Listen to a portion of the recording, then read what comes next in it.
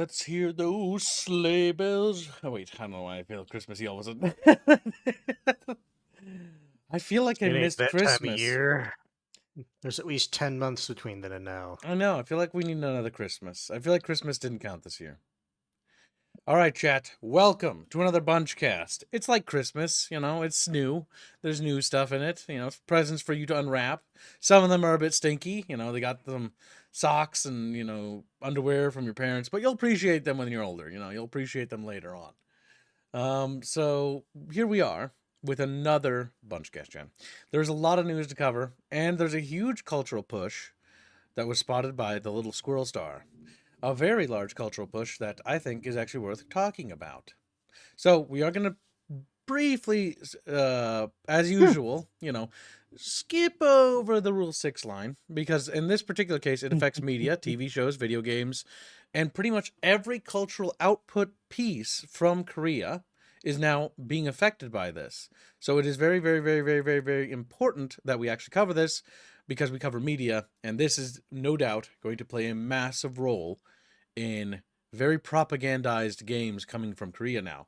And for those that don't know this, I don't know how you wouldn't, but Korea has a huge gaming sector.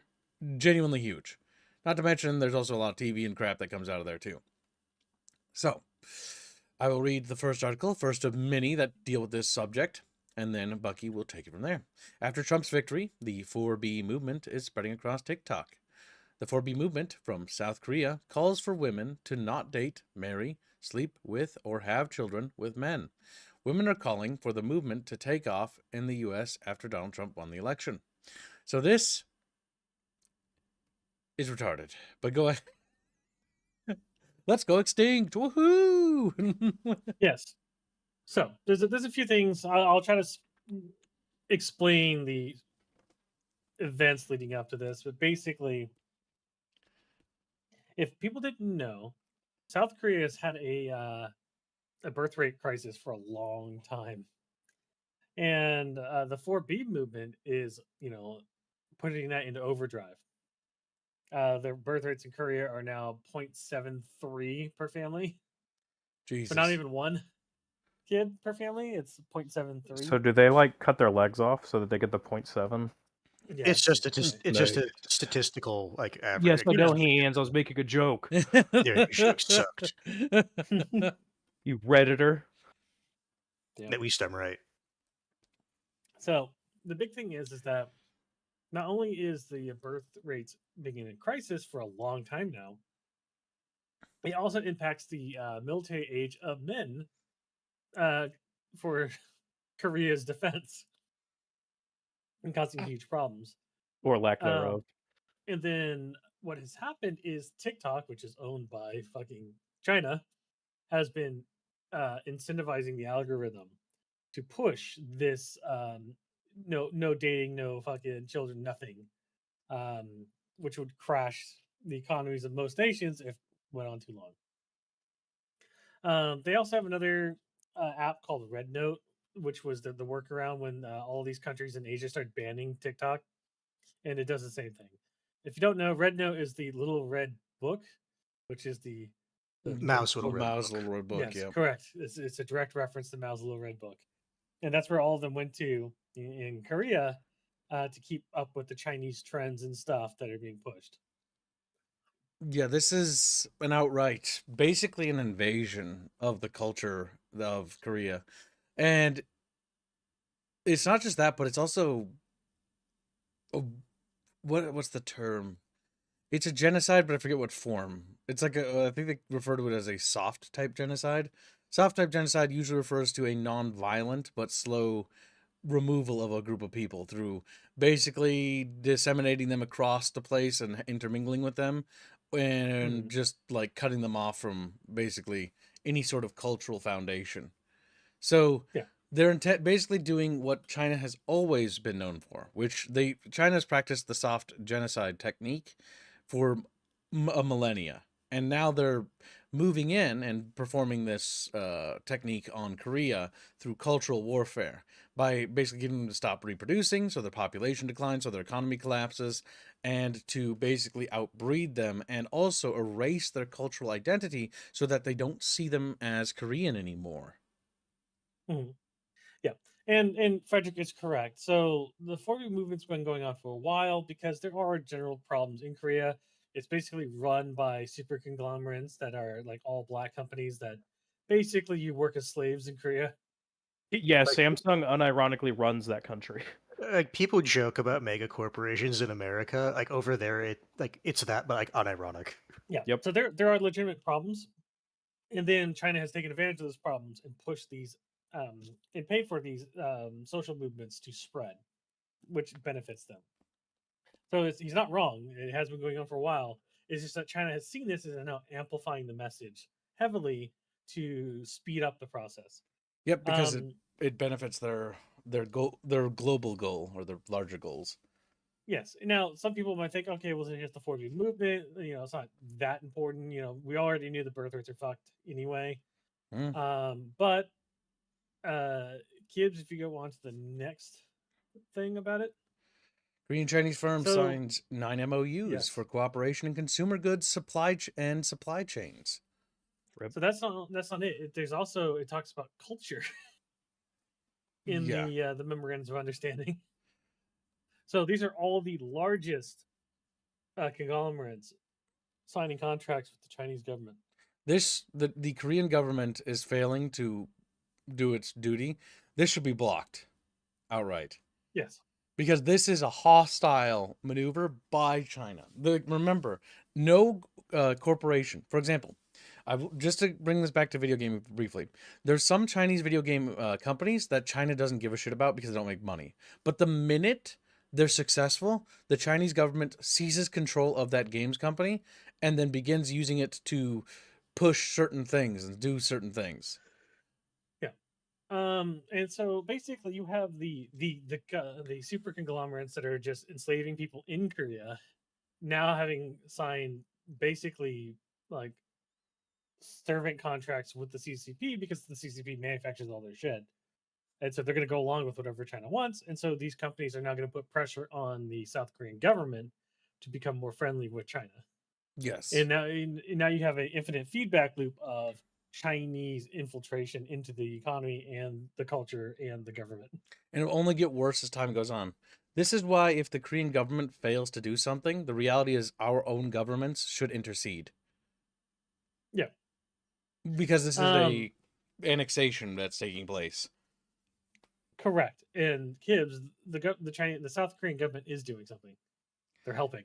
Yeah, I know. Yes. They're corrupt. They're actually going along with it. The South Korean Keep in government, mind, yeah, they're so corrupt. You remember the ferry incident, right? Like I do. the ferry incident where those little kids got sent to the bottom of the ocean and they couldn't rescue them because their government was so fucking incompetent, so xenophobic towards our governments that they refused to ask for aid. If I remember right, I forget, We was it could an have helped them. aircraft carrier? Like, or an aircraft group was in the area and they offered help, Yes, and the our ships Korean offered government help. flat out said no. And we were the only ones who could have done it. They didn't have anybody who could have rescued them. We were on station. We were ready to help. And they told us to go away and they could handle it themselves. So what happened to those poor Korean kids? They suffocated at the bottom of the ocean and died. I want to point out it was worse than that because the government said that they were actually rescuing people, but they didn't. keep in mind, South Korea, this isn't anything new with their government. Like every other election cycle, the former president gets thrown in prison in Yes, you're South correct. Korea. You're And correct. a couple years ago, it was turned out that Samsung actually was running the South Korean presidency. Oh, you poor fool. Hold on. Oh, Let me God. go find something. And there was like weird sex cults. It was fucking dumb. It was the most like weird third world shit I've ever seen. So the 2016 South Korean political scandal had what's called, I think it's the Nine Goddesses cult, running the entirety of the South Korean government. Yeah. The fuck? Their country literally It's- needs intervention from a third It's party. literally a banana republic. They So literally can't govern I'll themselves. post some stuff into the group, the stream room stuff.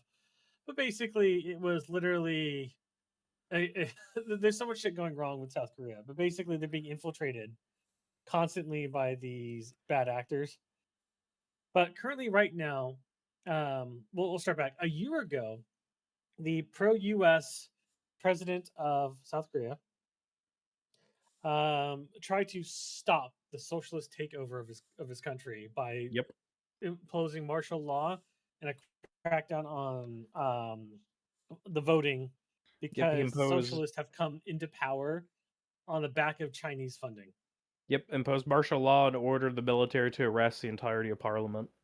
And South Korea, the Socialist Party of South Korea, spun the news as if it was Just a far general right Trump Trump takeover. like takeover of the government, and Yeah. it was fascist or whatever, and the Western media just accepted it.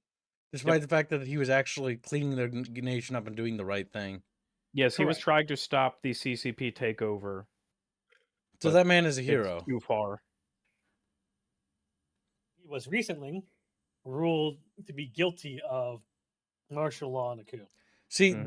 that right there means that their nation's fucked. Because if he is Yes. if that man's in prison, then that means that country should be literally rioting. Like the Yep. reality is what Koreans need to do is they need to basically overthrow their government and basically install a new cleaner government. They need to gut their entire system. Their system is infested and corrupt. And the only way to do that is going to be probably through violent means at this point. Yeah. Because So they if you will go on not to go the next- peacefully. Go to the next article. We Okay. can keep going through this. South Korea must So- counter Chinese influence operations and the US should provide support. Yes. So kids, look at the date. This was dated at February 21st of 2024. Guess who was not in power currently The current government. of the United States? Oh. Because now, yes, I see. So Intervention by the Cheeto is forbidden. yeah, well, yeah. So Yes. what happened was that Biden looked at what was going on and didn't try to stop it whatsoever. Didn't try to help. Nothing. He was like, everybody was warning him that, hey, you need to step in and to provide support to South Korea to counter the CCP shit. And Biden didn't do a thing. And now they have a foothold, and now we have to deal with it today. Yeah. Yep. And kicking, government's favorite pastime. The repercussions of the Biden administration will literally be felt for decades with how fucking terrible that admin went. Yep. Yes. Right. Next article. I say let's not get bogged too much down on Yep. that. Major South Korean political parties signed agreements with the Chinese Communist Party, CCP. Yep. That's You already can bad. read that if you want to. Okay, the article. All right. Two major Yeah. political parties in South Korea signed agreements with the Chinese Communist Party, or CCP. Furthermore, a large number of lawmakers, 100 of them in total, signed up to be members of a new organization of lawmakers between China and South Korea. All right. Have them all hauled out and shot, designed to go around restrictions. No, give 'em Around helicopter rides. restrictions. I'm sorry, but the lawmakers are breaking laws right there. It is important to note that in Communist Party-run countries, the party is above the state, not below. In this instance, the CCP is above the state, while the Republic of Korea, or ROK, the political parties, are below the state. Thus, it is more accurate to think of these agreements as the cooperation of South Korean political factions directly with Chinese Communist government, and all of the resources that the Chinese state can bring to bear, rather than with the resources constrained and monitored political parties of the Western and its value-sharing states working along common political interests. Now, kids, look at the date of the article. This was 2009. 2023 for that. 2009 for this right here. For the agreement. So this show has been starting back in 2009. Yeah, it's a And decades-long only- plan. We need to smash it now. Yeah. And so they've been infiltrating soft power into Korea through South Korean parties in order to start incorporating South Korea into the Chinese government. Here's the thing. Yep. Anybody that's participated in this or shook hands with these Chinese people are enemies of the state and should be treated as traitors in a time of war because they are in a state of war. They need to So, be Gibbs, gotten rid of. so What? read that paragraph, 2 paragraphs right there, and you'll understand how bad it is. On November 3rd, 2009, in Beijing, the Grand National Party, or GNP, Hanara Deng, the predecessor of the People Power Party, or PPP, signed an agreement with the CCP, specifically with its Central Committee. In the name of strengthening exchanges and cooperation, it seeks visits by politicians and leaders, exchanging views on international issues, as well as exchanging views on running the country's domestic affairs. Interestingly intrusive. The latter seems to run counter to China's insistence that others do not interfere in its own domestic affairs. Ah, how very imperialistic of them. And its claims that it does not interfere in other countries' domestic affairs. China's obvious, they're lying little shit stains, what they are. Paragraph Yeah. 5 states that modifying or terminating the agreement is possible only when both parties, the GNP and CCP, agree amicably. In other words, the CCP does not want the agreement to end. The agreement cannot end. Surprisingly, the termination clause is much stricter than the mutual defense treaty between U.S. and Republic of Korea. Yeah, because again, they're not treating them as an equal partner. They're treating them as a vassal client state of their ancient Chinese empire. Literally, destroy them, obliterate them. I hate. So the current government running South Korea has a vassal state contract with the fucking Central Committee of the CCP. My hatred for China is not only warranted but based. I swear to God. It grows larger. It grows larger. China will grow smaller if we actually do something about it. Also, in 2020, the Democratic Party of Korea also signed an agreement with CCP on July 10, 2019. Basically, it's the same agreement. So what the reality is that we should be intervening in this, and we should literally have them annul these treaties. These treaties are unlawful, is what they are. Yep. If the UN was any sort of organization that actually functioned, it should have condemned them publicly. But the UN is a defunct, failed fucking thing because you can't just invite everyone into your global community because not everybody is welcome.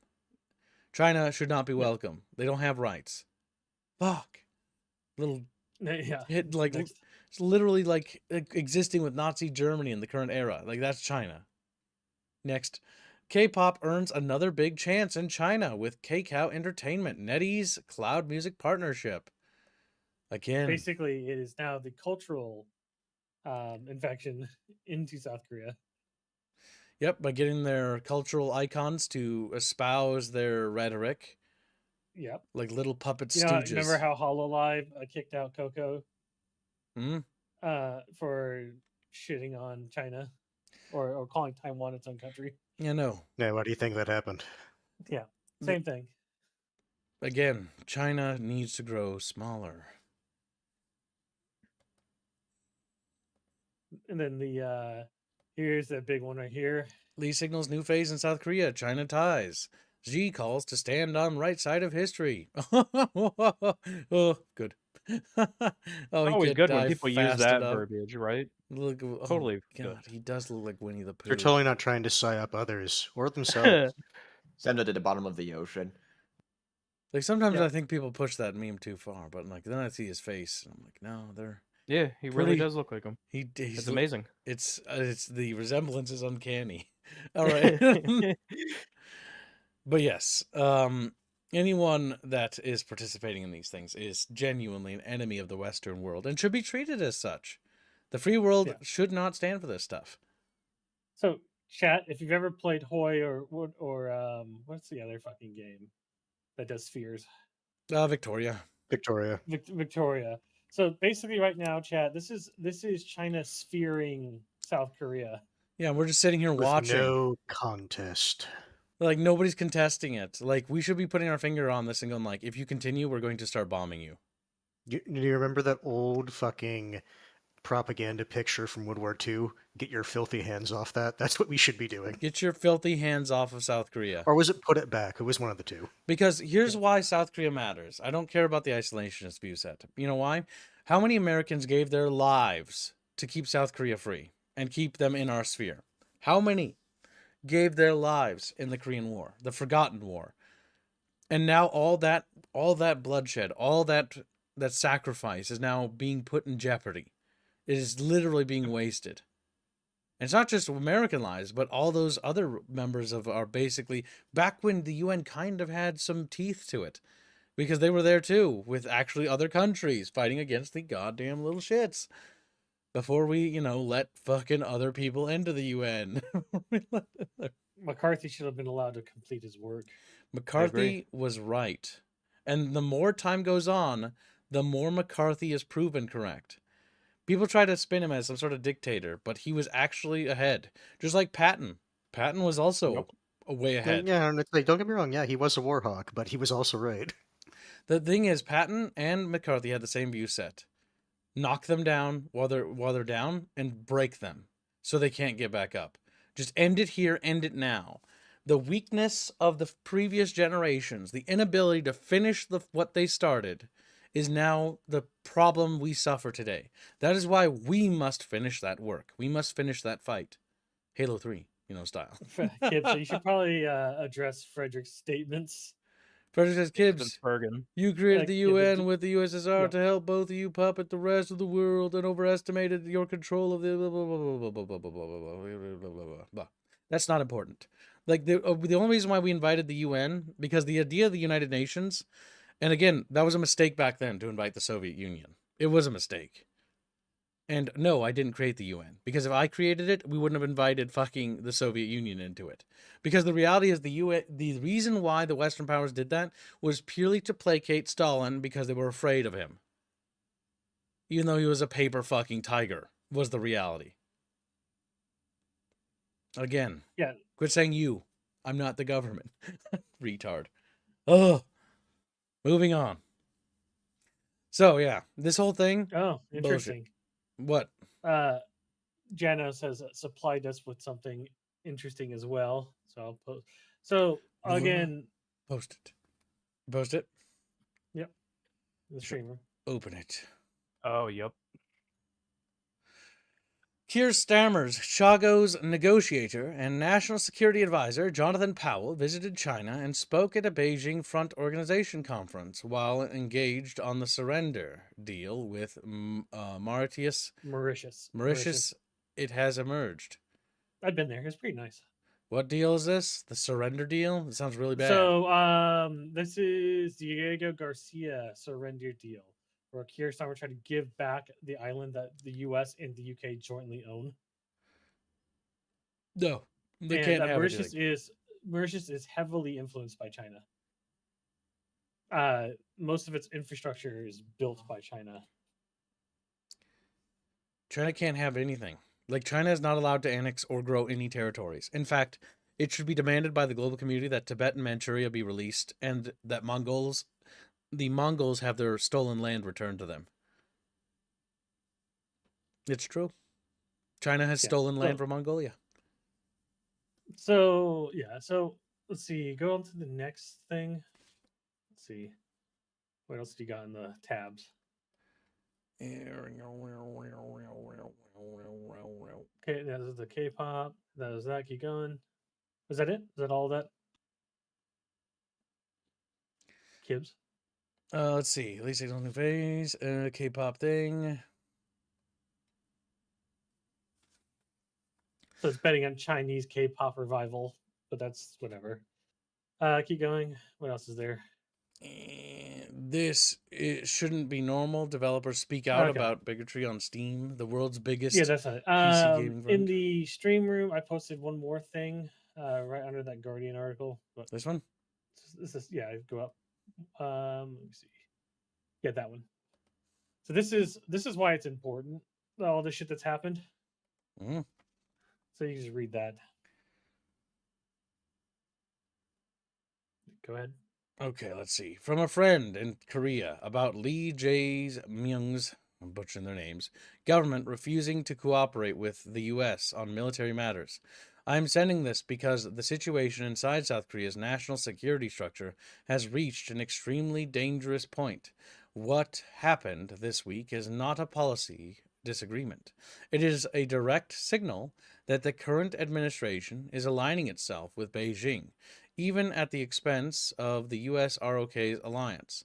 South Korea rejected a U.S.-Japan ROK joint air exercise proposed by Washington.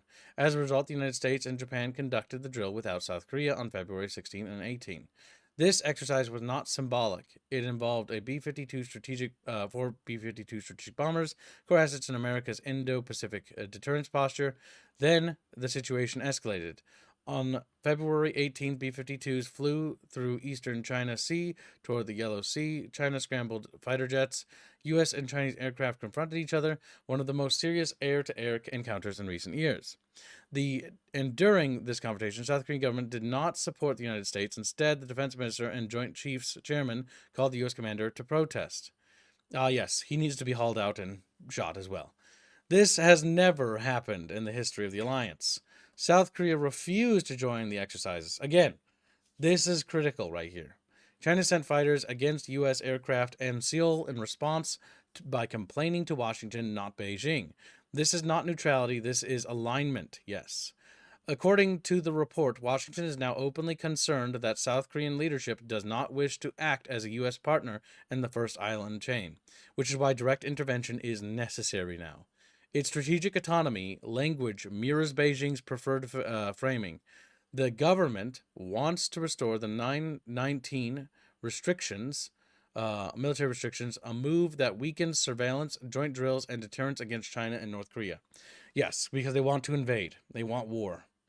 In short, the current administration is creating distance from the United States, while China, Russia, and North Korea are acting as a unified bloc. Again, this is bad for the entire world. This is the clearest evidence so far that South Korea's ruling government is pivoting towards Beijing's sphere of influence. And again, that means we need to intervene now. Given the strategic importance of the Korean Peninsula and its central role in the first island chain, this shift directly undermines U.S. deterrence in the region. I believe this is an urgent matter that the American strategic community must recognize. Again, intervention is not only necessary, but is now justified and righteous. Because again, by them doing this, what it essentially means, because like what it basically means is that they're now positioned in already such a way that they're already a hostile state. If we do not intercede and intervene now in their government affairs, then what that essentially means is that we are basically making more enemies for the future. What we need to be doing is the same thing we did to Russia and the Soviet Union in the Cold War, continuing to isolate them and wage basically a proxy war around everything around them until we slowly strangle the life out of our enemy economically. And what happened after we did that? The Soviet Union collapsed through economic warfare. They imploded. Unfortunately, that's not viable here, considering China is the world's manufacturing basket. I know. But again, we can still continue to until that's isolate and broken, push they them. can stay relatively isolated for a bit. Yes, and that's why it's important that we prop up other nations and their industries. That's what we should be doing. By allowing Yes. Korea to be vassalized and sphered like this, it's basically a failing in the free world is what we're doing. Because the free world, and what does the free world mean? The free world literally represents all of Europe. It represents all of North America. It represents any nation that shares the same cultural identity and values of the democratic world, which is the free world. The free world must be in a state of war with China, is the reality. And I know people are going to be like, oh, it's dangerous, it's hostile. You got a little fucking tyrant over there that's saber rattling for like the last how many decades now about like fucking attacking, all right? Like at some point you have to treat a threat like a threat and stop fucking pretending at like meetings like, oh yes, we're buddy. No, we're not friends with you. Any other country, we would have already been at a hot war with. Yeah, we already would have started bombing them. We'd have troops on the ground. And the reality is that China is a paper tiger. That's what they are.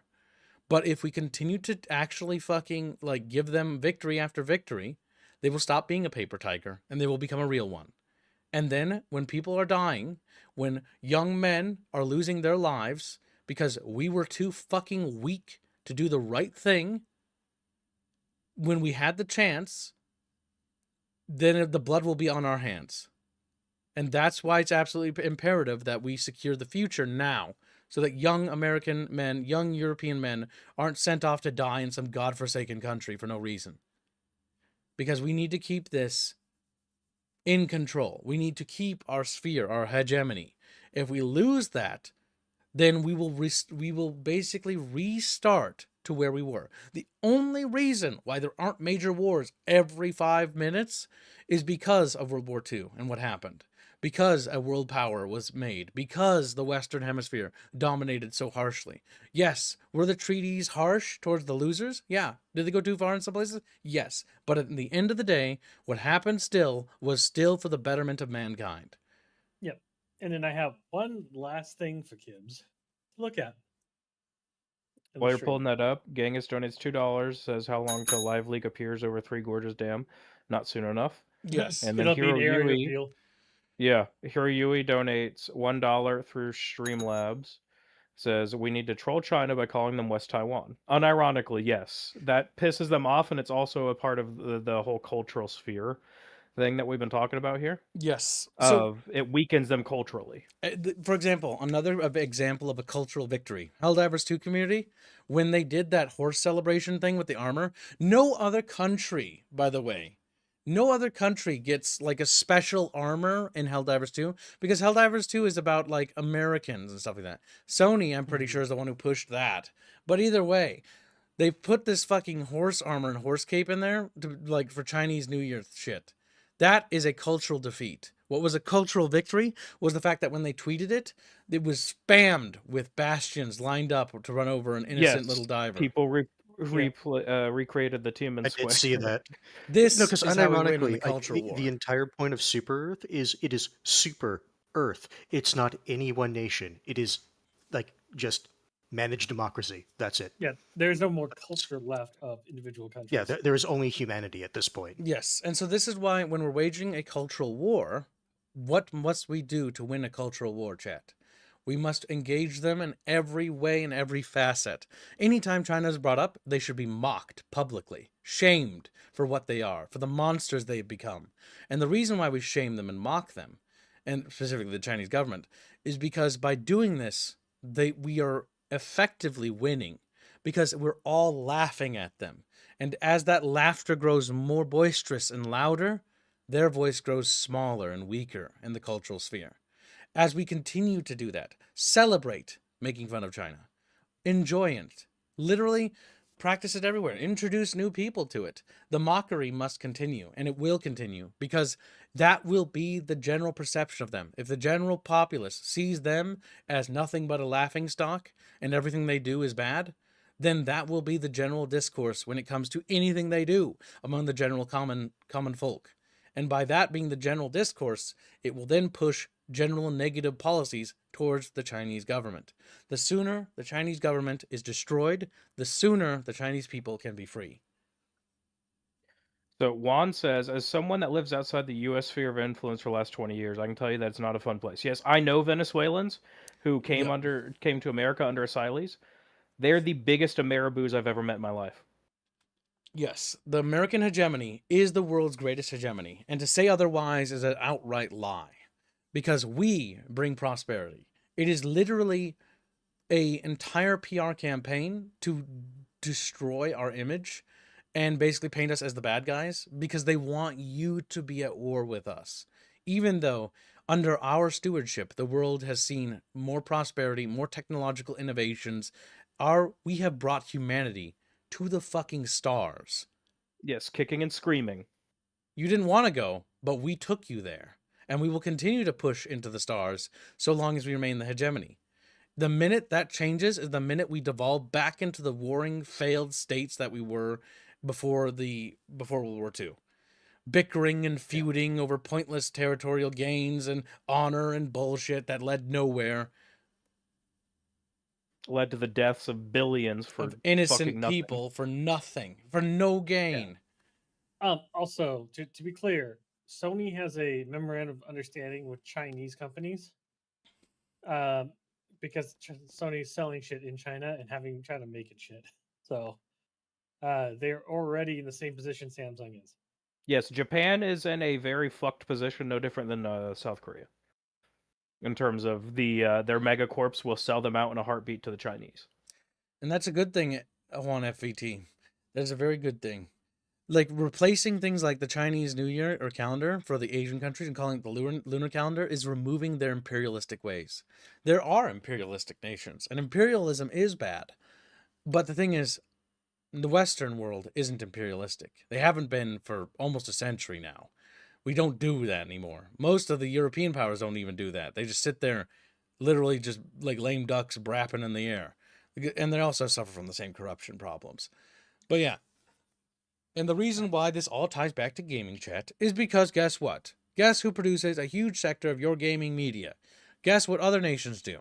Anytime any sort of things like this happens in the cultural sphere, guess what happens to games? Oh, they all of a sudden start doing the same sloppy thing. And what's going to happen to the Korean market? What's kind of already been happening to the Korean gaming market? It's super PC, it's super wokeified, it's super tame. There's nothing offensive because it's censored. It's all CCP approved. And that's already having an effect on you right now. It's not a debate, it's not an argument, it's a fact. Yep, and so Kib's that last article in the stream. This is another very bottom. Yep, there you go. This is the oh, good. Go ahead. USAF, ROCAF, USN F-35s integrate during FS-25. So this is the big issue. With South Korean government now being basically a puppet of China for all intents and purposes. They have our ships or our planes. They have our aircraft. Yeah. This is why we need to intervene. Because this technology falling into the enemy's hands is not acceptable. We need intervention. And we should be calling for our government to intervene now. Because again, you should be calling for intervention.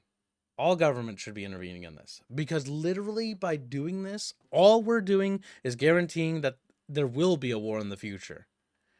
They cannot have an inch. Not a single inch. Not one step. Not nothing. They get nothing. They just can't have anything. Like that's the issue. Ooh. South Korean gaming might not be great, but your NVMe 2 SD cards, who makes the most of them? South Korea. Yeah.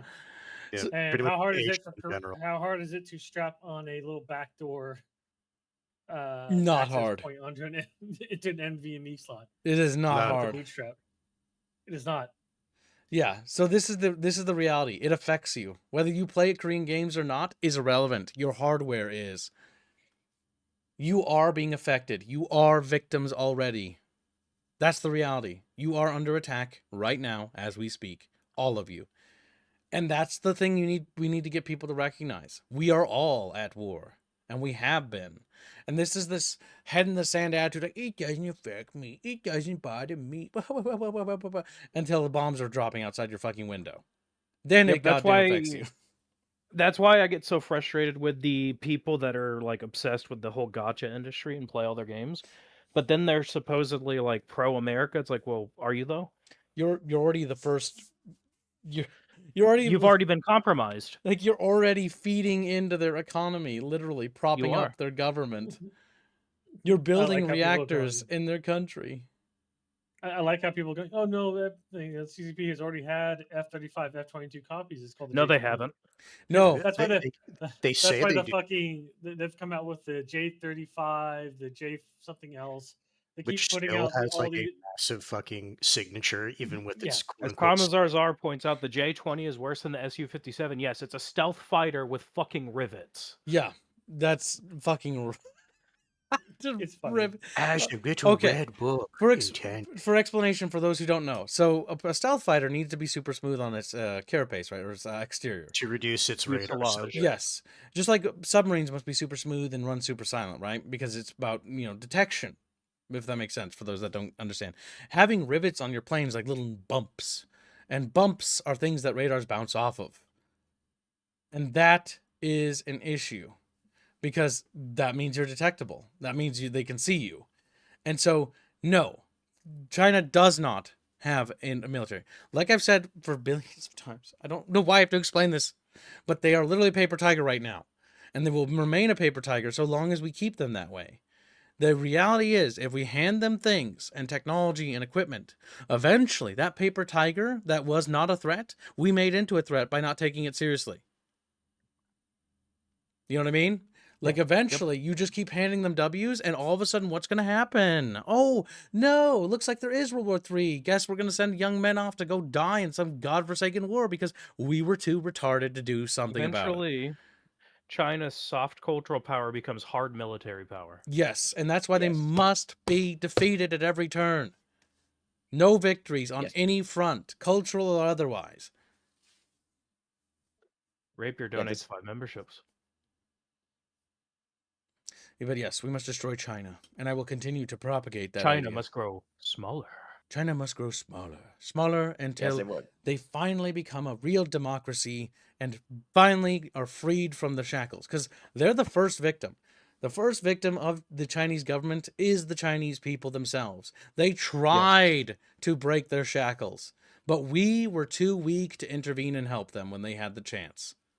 And now we are suffering for it because our leaders back then were too weak to intervene back then. So now we have to carry that burden. And so that's the burden we carry. It's important that going forward that we hand the next generation an easy W that they can't even fuck up. So that's why it's better to defeat them now than to worry about it later. Yeah. So again, chat, the cultural soft power that China has been implementing for like the last 10, 16 years has now culminated in them basically controlling the country of South Korea. Yeah, this So- idea that they're just gonna. Oh, sorry. Go ahead. No, keep going. Yeah, this idea that it's always with this idea that China, Soviet Union, but to focus on China, this idea they're just gonna leave us alone or that we're the cause somehow of China being hostile towards us is nonsense. As Kev's pointed out, our decline and us losing is a choice. We will only lose if we choose to lose. If we want to take down the paper tiger, it's not going to take that much effort, and it will take more and more effort as we're showing you right now, because we ignored this whole South Korea problem, especially due to the previous administration. It's going to take more effort now, and it's going to take more and more effort the more we let this go on. We will only lose if we choose to. And the isolationists have been wrong on virtually almost every single foreign policy decision. Just like with the China situation, that was an isolationist move. We chose not to intervene, we dug our hands in the sand, stay isolated, and now look at the problem we have. Mm-hmm. Also, as Pondozan points out, the Chinese have, for example, closed down the last steel mill in the UK after buying it up. Correct. This is why they should not be allowed to buy anything in any other country. Yeah, that's why. Oh my god, mad. Well, one quick side tangent because he's not going to be in chat forever. I don't know if he still is, but everybody, if you could, wish Prav good luck. He's off. He's joining the Navy. Let's see. Good luck, Prav. I hope it turns your life around. I hope it turns into something great for you. I heard the Navy's full of seamen. You're gonna be happy. Damn. But yeah, I've known a lot of people who have turned their lives around, joining the U.S. military and turned themselves into something. They've got a family and kids now, so I genuinely hope it goes well for you. Yeah. So good luck, Prav. Yeah, because he says, "What's up? I got 30 minutes left on the phone. Wanted to give the bucket a cool update, but if I'd be disturbing, it's chill. If you're free, you can." To BC. Yeah, if Prav's still there. I don't only noticed that a little too late. But regardless, let's make this section about good luck for Prav, because he's a little nervous. He's got to be joining the Navy. He's got a lot of stuff ahead of him. Thank you for your service, Prav. Thank you for getting in there, boy. We appreciate you. And honestly, we wish you nothing but the best. You're a cool a cool dude, and a good friend. Well, he will be lewd. You know what I mean? But yes, good luck, Prav. You guys are so good. Look at chat. They're all saying good luck, Prep. Chat pretty strong together. Should have joined the chair force. Well, hold on. If he's joining Navy, that would be like one of the easiest side grades. Damn. Whatever you do, Prav, don't go submarine. Then we won't see him for long bouts of months, but I hear the food is good. No. What? No. Is that not true? Eh, I heard no. nuclear Is submarines Prav- food was legendary. Fuck no, it isn't. What? They That's no, on propaganda submarines, then, I they- got. Kids, on nuke submarines, submarine they- details are the worst in the entire military. You know, they Oh, want to okay. have shit that like you can store for long periods of time. It's not like meant to be good. I thought they had Hold like on. super Okay, good it's chefs Prav- on hold- those hold- ships. Hold on. Is Prav American? He's Filipino. I believe he has a green card. Yeah. This is how he's going to So become a is he- citizen. Oh, okay. Well, yeah, that's actually good job, Prav. That is the perfect way to become a U.S. citizen. By in my proving book. his merit. So the answer is no. Also, depending on the submarine, it could be better or worse. If he's on an Ohio class, he might be fine in terms of food. But then again, those things are fucking monstrous, and the food's still shit. It's like going to a DFAC. Damn, I was lied to. Some yes, submariner you told were. me that the food was really good. The best food in the entire Navy is on aircraft carriers. Yeah, I was gonna say it's probably the carriers, if anything. Yeah, because Vulcan says that too. Who said? Because because I talked to this one submariner who said he was served on a sub. Have you considered, Kibbs, that maybe he actually psyoped himself into thinking that the food was good? Because basically, So he I could heard tolerate along the lines that they have like 5-star chefs on those things. No, so here's the thing: they might Yeah, actually okay. have 5-star chefs, but they're not given 5-star ingredients. Hold on, Kibbs. Submarines are underwater. What? Hold on. I'm just gonna look this up. That's scary being underwater. Yeah, look what happened to the first Thresher class. It didn't survive its fucking shakedown. All right, let me look here. 1 second. Culinary specialist submarine are sailors who operate and manage Navy messes afloat and ashore. Okay, I'm not gonna continue further than that. That's a job occupation in the military for the submarine chefs. It's beautiful. Okay, tell me how many 5-star chefs, Gibbs, are in the U.S. Navy military. I have no idea. I just said I don't know, man. Gibbs, think about this. I don't know, man. What's the IQ requirement to be a cook in the army?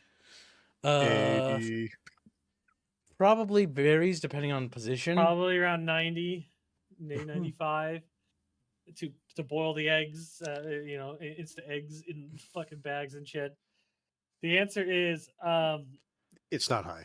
they're military personnel, kids. They're not 5-star chefs that have been paid to come cook in the Listen, submarine. I'm just going by what Little Kib learned when Little Kib was small. Yeah, they lied to you. Yeah, they did, They lied to you. obviously.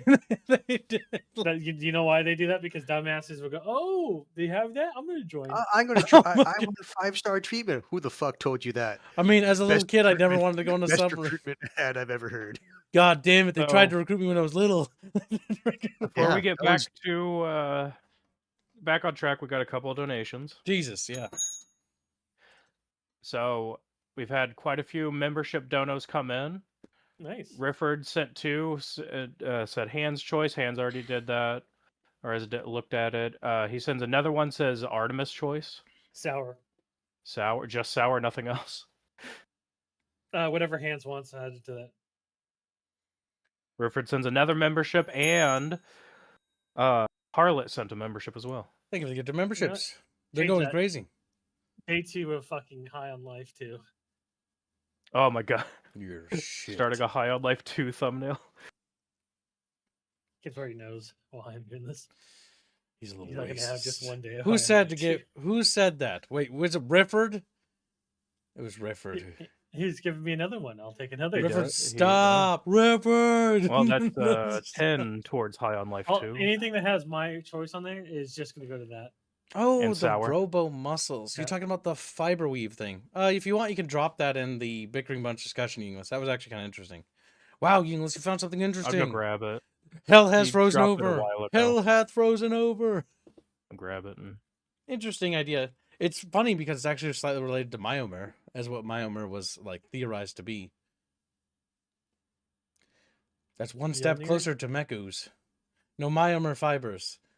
Basically, it's like muscle tendons, but machine. Do they get better pay? No, they don't fucking get better pay. Cisco Star 49 pounds. The goddamn chefs in a submarine. But they're in a submarine instead of a, Yeah, they got a rank and it's fucking low.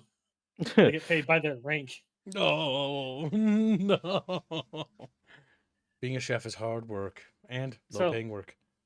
So when you're in operational depths, Kibs, sometimes you can go 3 or 4 weeks underwater. Hmm. That can And do almost stuff to you nobody in the sub- psychologically. Yeah, in ways, even when you're above water on the when you're underway, most of the people in the sub don't go outside Nope. and look out. They stay in the fucking sub. So Yep. It's very. That's why it takes a special kind of person to do. Well, either special kind or just stupid. One of the two. Usually, it's a combination. You of got to be a both. little bit crazy to want to go underwater that depth. Because you get while there is combat ways to pay and rescue award. you, but like, it's scary. Because I mean, submarine rescue things are way more advanced nowadays than they were. But still scary. Oh no! Unironically, like the entire purpose of like the submarine like rescue program and how it came about was specifically because like, oh shit, something went wrong real bad. Oh they're, boy, they're stuck at the You- bottom. No, I honestly I remember looking into like and watched some videos on the U.S. Thresher and what happened to it It was and what sad. caused what was caused because of that.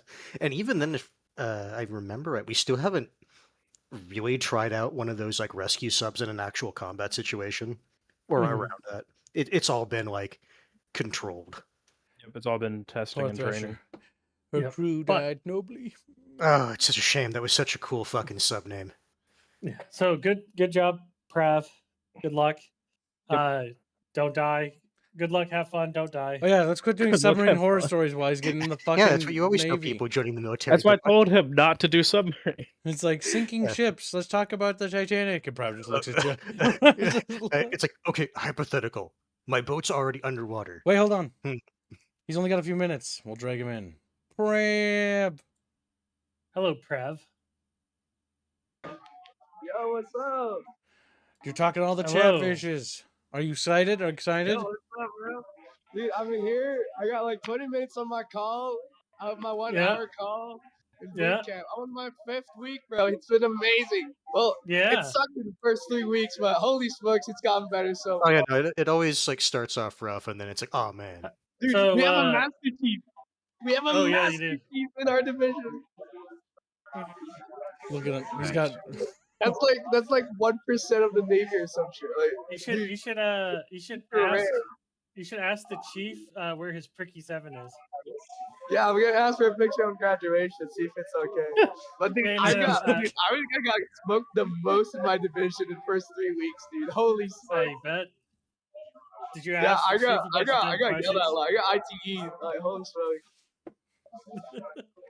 Yeah, that's I that's got the made an military for you. example for a while, and then there's so many stories I could tell you. But long story short, I got redeemed in the eyes of my division. I was the outcast for a while, actually. Like everyone Mhm. looked down on me, and now it's like everyone's my brother in a way. Holy, I love it. Mhm. Proud of you, Prav. Good job. Now, Hello? how attractive are those defect ladies? What? How attractive are the dining facility chicks? Dining facility? Yeah, your cooks, your female cooks, man. Oh no, not at all. He's not there yet, Okay. but He's soon. not been there that long. Not at all. I will say though, there's a division here, a Mhm. performance division, 915. Dude, like we're competing with them for first place on like all our scores. Like holy smokes! And we're a division that doesn't even get beat that much compared to other divisions. Like we get special treatment in a way, and we have all our flags on our tests. Well, most of it except the PI, but that's it. Mhm. Well, that's good. Yeah. Dude, we have live gun we have like the gun range by 3 days from now. Holy Mhm. smokes, bro! I'm excited. It's Do gonna not be so fuck good. around with your weapon at the Yep. gunning I range. know, I know, Take it serious, Prav. I know. But I'm so excited, you know. Everyone's Yeah. excited. Oh yeah, Yeah, we you got seem- gas you seem happy. yesterday. Oh, yeah, gas nice. chamber. Yeah, we got gas yesterday, dude. I thought I You was may get gonna die. manhandled. I was the most sick in the group. I had like gastroenteritis, Yeah. and then like I was like recovering, and then the gas. I put myself in the gas chamber. I didn't say I had gastroenteritis, and then like it still worked out. Yeah. Yeah, it sounds like it worked out. Yeah, I'm still alive. But yeah. So far the hardest thing about boot camp is being sick all the time during the winter. Yeah, That barracks flu. yeah. Yep. Once one person catches it, the rest catch Yup. it. All of you Oh, get it. when we wake up in the morning, everyone's coughing, bro. Everyone's coughing. It's like I don't know. It's something strange whenever you wake up, and Well, then at you that get point, used to it, and then it becomes at normal. that point, Prav, it's tradition. Yeah. Yeah, like everyone's cough. I'm the one with the loudest cough, unfortunately. Like, Yeah. they call me patient zero, bro. Damn. To be fair, Prav, there are worse fucking nicknames to have. No, I have two nicknames. So I have one named Superstar because I fucked up the most during P days, and then I have Patient Zero because I'm the most sick all the time. Oh my God, superstar Nice. Prav. That's what I'm saying. Unironically, not the worst nicknames I've ever heard of. Yeah. Superstar's a great nickname. I love it, bro. Holy smokes. I'm glad you like it. Yeah. Like, dude, I'm telling you though, like, I got, like, for the first 3 weeks, I thought about quitting. I really Yeah. did.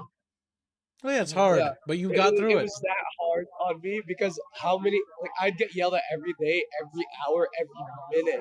I'd fuck up. Like, oh, and and like, they'd have their eyes on me.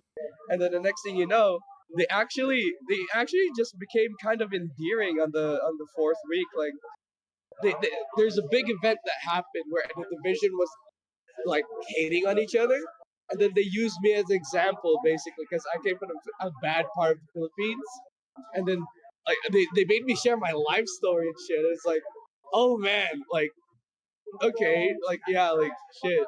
Maybe we should actually not be assholes to each other. Maybe we're lucky, shit like that.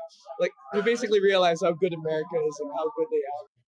And that's when I kind of got redeemed in the eyes of the division instead of being the fuck up. Yeah. Like that was crazy, bro. Like that was a lifetime experience I'll never forget. That's good, Yeah. Prav. It means that you're finally getting in there, boy. Look at that. Yeah, pretty much. You also got a different voice. Oh my God, you sound a little bit more buff. He probably is Yeah, gaining a weight. little bit. He's gonna beat Not us that up. much, not that We can't bully him like we used to. No. Well, no, I'm kind of sick right now, so my throat's kind of. Oh, so we can bully you. Gotcha. Good. Nothing will change, Prav. Always bully Prav. Only bully Prav. Oh, dude, I never got to tell you, dude. Like, our division gets beat the least out of every single one I've ever seen, and it's like, what do you call it? We're basically in like a really privileged division where if we wanted something, or like if our master chief wanted something, he'll get it for us. So Yep. like we got, dude, other divisions like buildings and compartments where they sleep at and stuff, they're all run down compared to ours. Like I hit the jackpot with this division, honestly. Yeah. Also, Prav, I've sent you something in the message. You need to ask your chief that. It's a nice code word that they'll laugh at. Prav's not ready. No, bro, I'll get cooked for that. I Oh, can't ask that. What are you talking about? Just try it. See what I'm not getting happens. smoked, bro. I'm getting cooked for that. Like I'm getting grilled, actually grilled. Like, listen. What are you Let's talking do it about? for science. What do you do Look, for science? if you're gonna get smoked, it has to be tasted after. and, like, Also, it's not a chief, it's a master chief, bro. Think of the funny Yeah. stories you could tell. Yeah. Fair enough. Also, Also, like, unironically, like the 5th week, I would say it's a lifetime experience. I'll never like the 5th week is something like it's magical to me. There's a sense of brotherhood that forms on the 5th week. I don't know. It's weird. Yeah, wait till you get I- your fucking road march done. Honestly, to be fair, that is the entire purpose of base, That's good. is to get everyone on the same page. Yeah, pretty much. Your Did little you battle get your buddies. peanut We're butter horrible at shot? marching though. We're still bad at marching, but we're getting better, a little bit better. Yeah. You get your peanut butter shot, Brad? What? Your peanut butter shot. Oh, we have our peanut butters, our peanut butters like dress uniforms and stuff like that. We have No, you fuck the penicillin shot. penicillin shots. I'll say I don't remember them. Like It was in your ass cheek. E-days were such a haze for me, especially for me because I fucked up a lot. Oh, okay. Look at Prav. He's all I think grown it's up. I made you brothers here, bro. Like Espejo here, Espejo over here, Daniel's like shit, bro. Like I got so many people here. Like I know I could count on for a lifetime. Like it's insane. That's good. Nice.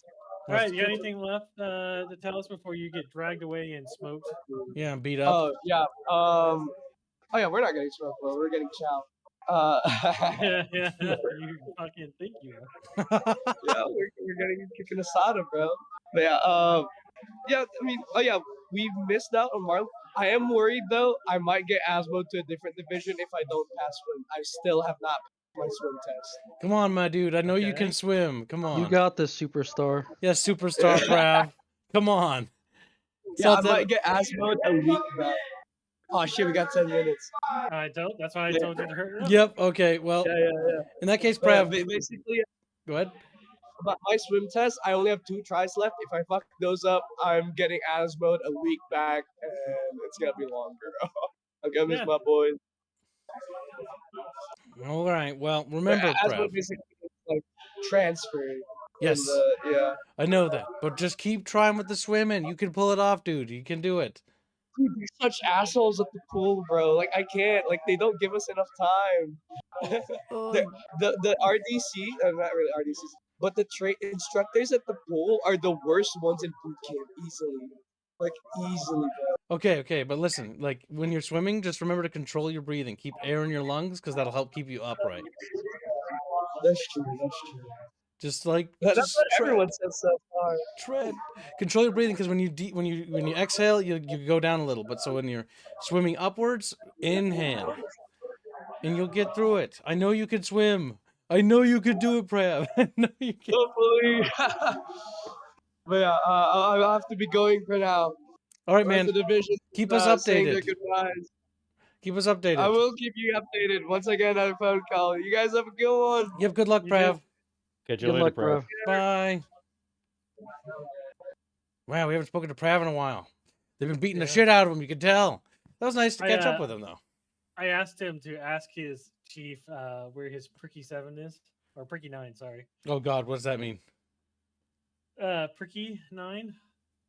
That sounds like Prick E9. yeah, I know. E9 is the pay grade for a Master Chief. I think you're gonna get him beat up, aren't you? No. No. It'll be funny. Good old Prav. It'll be a story for him to share for the rest of time. But yes, if you've been wondering where Chatfish, where your fellow little fish Prav is joining the Navy because he wants to become a U.S. citizen, and so he's been embarking on a journey, and so he's becoming a little floaty boaty guy. I think all people who are trying to become U.S. citizens must go through that. The military is the greatest way to join. Yeah.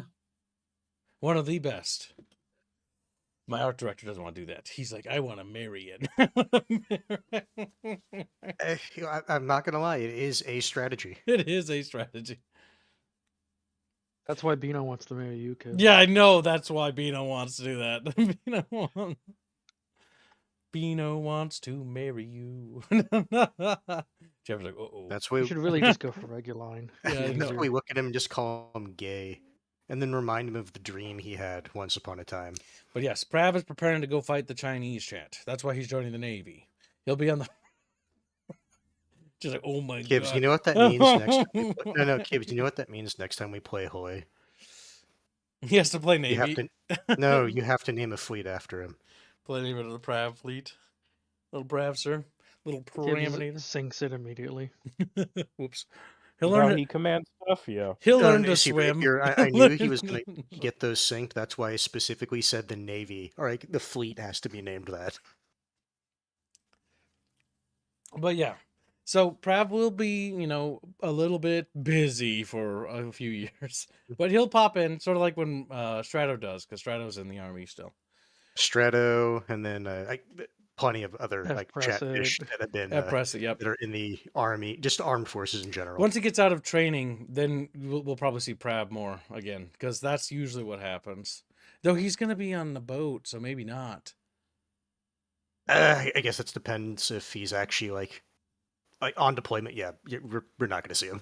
Not as much, because the other guys like Shadow Fox, Artillery, and Press. Yeah, where they're like actually at bases, and it's just like, oh, okay, you have a bit of time to yourself every now and then. Yeah, because then that's when they usually come in Discord and hang out. Yeah, if you didn't know, chat, the Bickering Bunch is made up by a lot of army fishes. Kind of crazy, battle fishes as we call them. Are you saying that means Prav is one of the rare few Navy boys? The one He's of the a seaman, chatfish yeah. that's actually in the Navy. Look, I was going to call him a seaman, but I think he's the other people only have. chatfish in the Navy that we have that I'm aware of. I think Prav would appreciate if you refer to him as a seaman. A sea fish. It's true, he would. Goddamn. It's what he would want. That's what he would want. Wait Not until bragging. Prav figures out the sheer amount of weebs in the military. I think that's He's not gonna like, fit in hidden just thing. right. He's Mhm. Then they're gonna have their waifu wars. All right, let's get back on subject. We'll see Prav again once he's done with his boot camp stuff, getting beat the crap out of. I should have asked them how often they watched Down Periscope. All right, let's In see. the Navy. So I think we got through most of the Korean subject, right? Basically, No, yeah, we're through all of it. Korea. The synopsis is Korea getting butt fucked by China. We're sitting, and are we even doing anything about it? Actually, at all? No, We're just sitting here. no. The latest thing about not cooperating with the United States just happened recently. Okay, so like maybe that will spark action. Who knows? Oh my god! If the world was just in charge by me, I played enough Paradox games to know how this game works. So know the how Bickering this Bunch is just game a U.S. works. military recruitment program. There's Jason Damn. Law. Where's my military fucking sponsorship? Where's my military sponsorship? Air Force, where's my funding? Air Force, sponsor Preferred me. gifts and membership. It says Fuzzy's choice. In this case, Navy, sponsor me. That's cute. You assume they'd give you money. They'd be like, all Games will right. never get sponsored by the Navy like Stargate SG-1 is sponsored by the Navy. It's true. The Stargate They gave SG-1 the- was sponsored by the Air Force, not the Navy. You remember the fucking Stargate Continuum I movie? Oh, wanna say yeah, there they was did that get one- that naval There was that one sponsorship. scene where they said they flat out told them, "You get one chance at this It's scene." the only like footage of one of our subs surfacing through the ice fields. It's If I actually, remember Yes. right, actual naval personnel as well, which is why they sounded weird. And an actual sub. that was really cool. Yeah. Fuzzy says his choice is MLP. What? Stargate's an awesome show. Stargate's pretty good. More suffering for kids. Oh, Morty, you did see me flag my choice on the thing, right? Yeah, yeah. Okay, I'll good. also just let you keep tracking.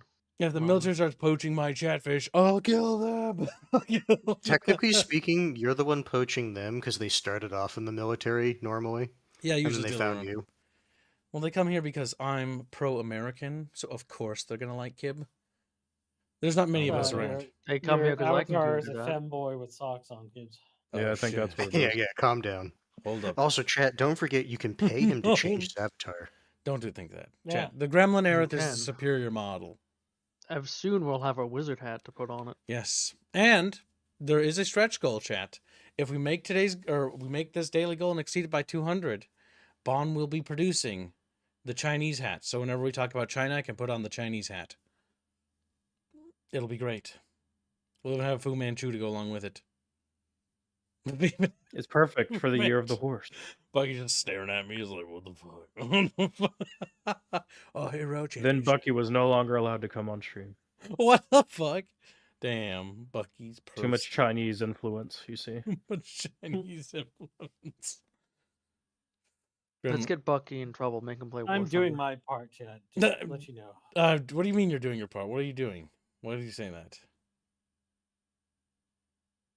Don't worry about it. He's not going to elaborate. He's been a bad girl. Bonobo says, Chatfish want their Chinese lady. Indio made a sketch. Did you see it, Bon? Indio, you can send it to her. That's what I'm Chat's pretty sure I working- sent it to her Okay, yeah. already. A Yeah, Chinese, posted several times last night. a Chinese, Yes, a it's Chatfish. posted many times. Oh, because Chinese movie. God damn, that movie was so goofy. By the way, chat, don't forget, Fridays we watch movies. Sometimes they're goofy, sometimes they're cool, sometimes they're scary, sometimes they're funny. The next one's gonna be in the before stream, and it'll be Before the fourth thing. stream. Yeah, but it'll be Friday. We'll be alternating between mornings and late night showings. So that way the British and Europeans, like I separate the British from them. You know, they're like somehow different, as if they're a vassal I state. mean, technically. The little Americans that are on the island. Poland. Wait a minute, what? Our nationality's being erased. What are you doing, Kibbs? You mean Little Texas? Little Texas. So does that mean Poland is as gay as Texas is? Fuck. Probably. Actually, no, guaranteeably. Have you seen what comes out of Poland? God damn. True. Quit making fun of Texans. Texans give me money. Now, Texas. But to the Poles. They do too. Quit making fun of them too. Only I can do that because when I do it, it's playful and funny. It's playful. All right, so next article. This shouldn't be normal. Developers speak out about bigotry on Steam, the world's biggest PC gaming storefront. Multiple game creators describe ineffective moderation on the platform, resulting in unchecked hatred in forums and targeted campaigns of negative anti-woke reviews. This is a nothing burger issue. What actually is happening is that they're butt mad that Steam. You took money from He's- DEI stuff, you get punished. Like, that's reality. Yeah. No, it's not even that. Don't get me wrong. That's the actual reason. But they're basically bitching that Steam is not, like, from their perspective, moderating, because Steam is basically saying, we are not going to try to verify if what someone says is true or not. Like, Good. that's up to people to decide. That is, we are not a arbitrator of what is true and what is false. Yeah, they're a Because store. as soon as they open that fucking door, then all of a sudden someone can say, "Well, you took down this post. Why not this post?" And then it will become a never-ending spiral Yes. of just bullshit. So Steam's just like, we're not doing that. So, according to developers who spoke with Guardian, abuse particularly directed towards transgender creators is a fact of life on the platform. Everyone, it's always the same group of people that are causing issues. Everyone is at one another's throat all the time in the reviews. Maybe just be normal. Maybe if you were normal, we wouldn't have this problem. Discussions, forums, anywhere you can possibly find it on Steam. The issue is that you're the same group of people that go around and put this problem in other people's faces. You are literally making this. And then you get mad when you get a little bit of pushback. Like, I'm sorry, I'm not going to entertain this fucking bullshit. Like, the reality is that if I make a game and I post it and like, Nazis are cool for killing Hans's people. And then like, people are like, oh my God, I can't believe I'm getting pushback for promoting killing Hans's people. Like, of fucking course I'm going to get pushback. Like, it's like, I'm literally inciting it, all right? No one's going to feel bad for me. No one's going to fucking be like, oh no, woe is Kib. Everyone's going to be like, yeah, he had it coming. Like, that's the reality. And that's exactly what's happening to them. You pushed it and you shoved it so much that you finally got pushback, and now you're a little upset about it. The reality is that this is the rooster. Like, you know, you're just going to have to deal with it. For clarification, YouTube, he means Redditors, not Hans's ethnic people. Yeah. No, YouTube. He actually meant my people. Go after him. Damn. Go after him. He's like, my people. My Cue people. him now. Do it. Hans's profile is just too perfect. It is. Oh, goddamn. Yeah, from what I I was able imagine to he's work out, sitting there with that face. What do you know? That's not a PFP. That's an actual picture. When It's Hans visits, it's like that. That's when Hans is I'm like, actually streaming my face right now. That is my face. when I picked Hans up at the fucking airport, And like he just like rubs his face against the window like that. It's like, No, I think the best one is when your stupid door didn't open and you told me to do the thing to open it by hitting it. and then and the fucking security guards started looked looking at you. The armed security guards are like And I staring fucking at him. told you, just open the door, and you're like, no. I can't. You have to hit the door. And so like everybody starts looking at him because there's this guy smacking And then I the just car said, door. you know what, fuck it, I'm sitting in the back seat. Yeah, and like he's like banging on the door handle, and like the security guards are like looking at him, arms on their gun, hands on the guns, like ready to start blasting. Hold on, I'm white. They wouldn't dare do that. Yeah. They wouldn't. Oh, now you're white when it's convenient. When it's Yeah, I've convenient. always said that. I see. Yeah, that shut him up quick. We'll see about that, Chad. We'll see. Damn, he's a real race trader. Fuck. Damn. Oh. Excuse me, I don't prefer the term race trader. I prefer the term race opportunist. He's God an damn. opportunist. And there's a beep boop supremacist. Whose article was this, by the way? Does anyone have any further thoughts found about it. this? Like, I think. found No. Guardian It's is good gay too. and lame, and I hate them. I mean, they You are know, lame and gay. And this is why I was saying it's like Fuzzy. I posted it, but I also heard about it, which So is what I Fuzzy, was do you- talking about. I know. I was asking, Fuzz, do you have any thoughts about this as well? Like, beyond what we said? I'm only laughing at that. This is just one thing for me to laugh at, as Steam's only comment, because they did reach out and Steam gave the ghosting middle finger, and the only comment you can think of is, or I was able to look up, is they, as Han said, aren't in a position to verify the accuracy of statements made in user reviews and don't try to moderate reviews based on accuracy, which is just a big fat middle finger. Because the- again, if they do that, it opens the door to so many things. So they just literally look at them. It's like, we are not the arbiters of truth. Like, that's up for people to decide who use the platform. That's not for us to decide. Good Yeah, position to The have. only verification they do is on the Steam profile, have they played the game, yes or no? That is all they do.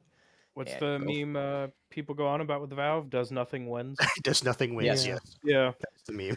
I'm still Yeah. just immensely amused that there's just more serene of we need to silence anti-woke voices. And what does Steam do? Yes, Yeah, our we do. ideas are so bad, and the exchange of ideas, the marketplace of ideas, that they can only exist if everyone else isn't allowed to talk. Pretty Therefore, gives much. a membership and hits yeet. Oh, And you- hits who? oh, It's who? yeet. Okay, you were actually. I was like, I Yeah. thought you were like Yeah, that's- stuttering or yeet. having a No, seizure. he cut out for me. So all I heard was yeet. And it's like, yes, are you going to finish that? I believe you need to own / play the game. Yes, you have to. Whenever you do a review, you have to. If you own it, you can. But like, you also have to If like. you have a disclose if you got review- it for free or something. If I Steam- remember right, Steam automatically, like, you cannot say that you did or didn't. Like, if you receive got a Steam key, it tells you that Like, you it'll- received a key. Yes. Yeah, it also There- shows if it was reviewed when the game was in early access or full release. Yep. Yep. And Yes, how, which is how also many good. playtime you had it, and versus when Hours, the review is etc. written versus how your time is now. Yeah, because someone who plays Steam it for has like done a 5 good minutes job with their and then review says this system. game's like ass, yada yada yada, is very different than if someone who's played it for 500 hours. It's like, look, guys, Yeah, I played this game a lot. This game is ass. The big thing is the review time for Steam is really well composed, in my opinion. Like, it's really nicely laid out, gives you lots of information. There are graphs. They've gone above and beyond the call of what they need to do, in my opinion. More You can than also most. filter by like new reviews versus overall reviews in Language, case there was an update. when it was, what day the review was written. Like, they have enough. They have enough. Quit fucking Harlot. demanding Steam add more shit. There's enough shit there. Harlot sends a membership, he swings and misses. Rifford sends another membership and swings and misses. Think of get a membership. God damn, they're really going for those bounties. There's a bounty on Temper Tantrum and Decompresso. Winner for Decompresso wins max tier prizes. Winner for Semper Tantrum wins Semper prizes. I forget what his was. So Semper is prize, if you offering will. either a pocket fish or a chatfish. Whoever gets his bounty chooses. Mhm. And Depresso, you get a pocket fish, a chatfish, a bucket fish, a com slot, or a game choice. Yes. Rape your choice again. Incredibly powerful choice that Bucky Dante's must not vanilla really have. cookies still. Gotcha. Bucky's like, whoa. And he turns brown. It's a brown squirrel. Yeah. It's a- This is just the latest attempt in. I think they're trying to hit Czar and Uniless right now. Genghis sends a membership. Thank you for the gift of membership, Gangoid. Very generous. All right, so next we're going to be talking about Helldunkers 2 real quick. So this is from the Helldivers 2 meme account. I don't know who that is, but relevant impact multiplier. I don't know what that is. Stat with the No, no, term. that's for it's your contribution to like the actual like war Oh effort. yeah. Sorry, my brain wasn't in the right headspace. Okay, what with the term impact? Impact refers to the bunk squad impact stat shown in your after action report, along with stuff like samples collected, XP earned before you return to the ship. While squad impact may directly display as damage done to the planet, this is a deception. Squad impact has been known to be a meaningless stat since early in the game's lifespan and has no correlation to damage dealt. So I'm going to open up a thing here. Hold on. Boop. So there, we can see the actual GIM, right? So in Helldivers 2, it's a global game, right? Where lots of bucket fishies go around playing, and there's lots of people playing and shooting stuff, right? And just for people who aren't aware, Kibbs, what is this thing you pulled up? This is the Helldivers companion app. This is an app you can download for your computer, and it's pretty good. This has got all the details you ever need about Helldivers 2. You don't need to watch, like, you don't need to go anywhere if you need to know about what's going on the war front. It's just a companion app, and it gives you all the information about what's happening in the war, what the modifiers are, and everything you need to know, pretty much. And so here you can see that the GIM, or Galactic Impact Modifier, is 0.011322, which means that because there's a high player count, the impact of the individual is dropped to a very, very, very, very, very, very small percentile. And that impact will drop further the more people that play the game. Here is the issue with the GIM system. What is the issue, you ask? The more people that show up to a planet to fight on a planet, the more people that show up to play on one planet over here affects the people over here and affects the people over here. Because and more importantly, vice versa. Yes, and so the issue with that is that if more people show up to fight against bots because of a game event, the people that were fighting on the bug front are now punished with what they were trying to fight because now their impact modifier is severely reduced. Same goes Even for the though they're Illuminate front. playing in a completely different sector. And the big problem with this is that there's a couple things we're going to talk about here. This is a lacking of understanding of game design. The GIM worked with Helldivers 1 because Helldivers 1 had a smaller player count. And because it had a smaller player count, it didn't really make that much of a notable difference. But the downsides of the system didn't manifest. Yeah, because it was like 10,000, maybe 15,000, maybe 20,000 at most, right? But now it's like a couple 100,000. I mean, yeah, you can go back. Like, if I remember, like just glancing at it, there was like 97,000 people. There's 100,000 players playing right now, and because there's 100,000 players, what you do in this metagame matters less and less and less.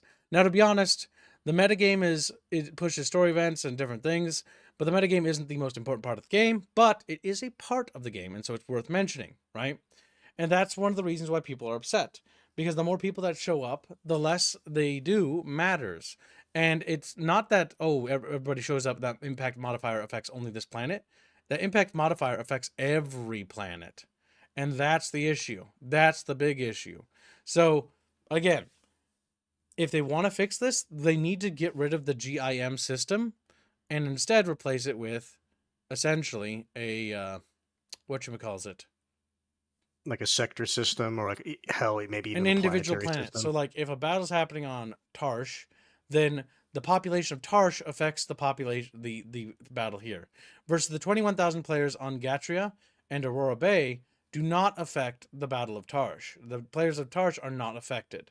That's what needs to happen there. Thank you for the gift of memberships, by the way. Very generous. We've made a bunch have come through. I'll Yeah. wait till you're done. But that's the reason why they need to fix that. And there's a couple other things that Helldivers 2 has made. Like, Helldivers 2 is in a fun state. It's a fun game, and I love playing it. But there's some things that they do that annoy me. And the most recent thing that annoys me is that they tied the reinforcement count to every war front, which means that that's not how that should work. Because that means they're punishing all players who are pushing one front when some people are just fighting bugs because they want to fight bugs, so they only have a little bit of time, and that's the faction they want to fight. Yeah, by it's doing like they that, don't care about automatons; they just want to do their own thing. And by doing that, they're making people mad at bug divers when they should never. You should not do this. You shouldn't be mad at bug divers. It's not their fault. You should be mad at the developers. The developers should have known better than to count the bug divers. If the bug divers wanted to bug dive, let them bug dive. Do not punish everyone else because they're doing what they're doing. All you're doing is creating a schism in your community so that people are going to look at the other group and get mad at them when it's not their fault. It's not their fault. It's the developer's fault. They should have known better. They should have planned for this. We learned this from the Battle of Super Earth, that you cannot do this, right? And I will point out that we also learned another thing, right? Having Cyberstan have multiple factories with different points to take, with no clear direction on which direction to go, you know what that does? It scatters the player base everywhere. Cyberstan was basically Klendathu. It was set up to be a failure. It was set up to be a disaster because there was no clear direction. And I hate to say this, and this is probably going to hurt somebody's feelings, but this is reality. The reality is that not every player has very good reading comprehension, right? And so if you don't have a big blinky objective of what to do, they're not going to know where to go on Cyberstan. And so everyone's scattered to the four winds on fighting all over the factories. And only when the 77th, when there's a blinky objective to do, did people go rush to the objective because they knew they had a focal point to go. There was actually a command. It was like, go here, go save the 77th Army. They're surrounded. And we went there and we saved the 77th Army, and they're saved now. So, again, when there's a blinky objective to do, people know. But if there's no blinky objective, people scatter to the four winds. The Siege of Super Earth proved that because there was no focused defense. The Chinese players then tried to sabotage the Siege of Super Earth, which was, again, really annoying because they tried intentionally to make sure the capital city fell. Because if the capital city fell, then they could move the capital China. Would be China, yeah. Yes. And again, that is one of the problems. You cannot let the Chinese players play in the same server as the rest of us. Here's the reality. The Chinese servers must not be allowed to contribute. And I know that sucks. There may be some Chinese players that were actually trying to help, but here's the issue at the end of the day. It was most. Majority of them not sending their best. Yeah, and their reading comprehension was really bad. During the Siege of Super Earth, people are like, "What? We fought the city to be 100% liberated. Why isn't it stopped attacking?" Because they're in fucking orbit attacking. The event rules say that the attack will not stop until the entire Illuminate fleet has been defeated. Like it says in the rule set that the attacks will not stop until we defeat their entire fleet. You know what the rules are. They didn't read. They threw a fit. They tried to throw a tantrum. They tried to sabotage the game for the rest of us. And that's what happened. People try to memory hold that. I'd never forgot because I was there. I remember it. You all saw it. We have the VODs. Literally, you can see it happening. The VODs where it actually happens. But yeah, it's like one of those things where it's like, yeah. So, but either way, Helldivers 2, all I can say about the update otherwise, the update was awesome. One of the best updates we've had. The new cities are awesome. I can't wait to see them deployed to every front. The new enemies are fun. The cyborgs are fun. Yeah, Vox engines could use a little tweaking. They're here's what I would lowering say: their the spawn Vox rates engines would be yes, the Vox engines as they are fine, but if they want to keep them that tanky, there needs to be less of them. They need to I spawn think their like hitboxes walkers. are a little janky. Yes, A little bit, yes. But yeah, either way, all in all, I think it was a solid update. The war bonds that came with it, the weapons and gear were all pretty good. My only big criticism is the Chinese armor that they gave us with the Chinese cape. Like, come on, dudes. Like, yeah, stop simping for the CCP. They don't love you. They don't care. They never will love you, and they only. if you're see gonna you give as them people. a fucking lunar cape thing, then where's my fucking American cape? You're forgetting something, kids. They violated their agreement about keeping it like in universe. That's Remember when people were arguing for Pride like capes, and people kept telling them, "No, this is not about like any individual group." Yet here they are. Yeah, so the Chinese cape thing, it violates their ethos. So Arrowhead, you did violate it by doing that. Because Gibbs. What? Go ahead. You forget they got the massive Tencent investment Arrowhead got. I know. Tencent is again Chinese is getting involved in Tencent, and that should not be allowed. The Swedish government needs to intercede and cut them out. Because problem is most European governments are very stupid. Sympathy towards the CCP. They're very buddy with the CCP. Again, though, this goes back to a lot of the comes from CCP. Yeah, The issue is a lot of manufacturing just comes from China.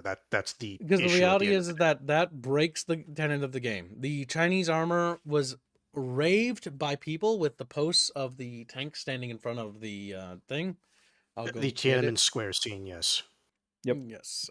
You can probably go on Twitter and see it. Yeah, out of curiosity, does the companion app show any current global effects going I have on? no idea. I Now- didn't see it show it. While Kibbs is pulling stuff up, Green Branch has been a member for 49 months at Bubble Cultist. He says 4 years and a bit sandwich, hands pick. Then he sends 5 memberships. And let's see, where were it? He said sandwich, SC2, sour. Harlot sends a membership.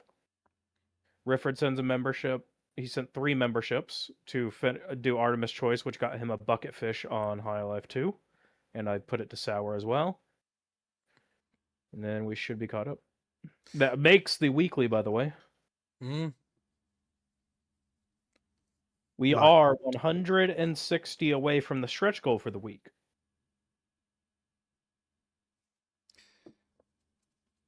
But yeah, that right there is again the vast majority of responses because I believe they're hidden now.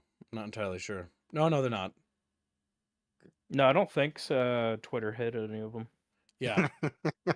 Just post after post of Okay, now that one's creative. the automaton one, yeah. But yeah, Arrowhead This is a good example of how to respond to this, by the way. This is soft cultural power in action. Cultural power, because It's like, oh, their China, you attempt- remember this? I know you don't want us to. their attempt to influence the market completely failed. That's another acceptable post.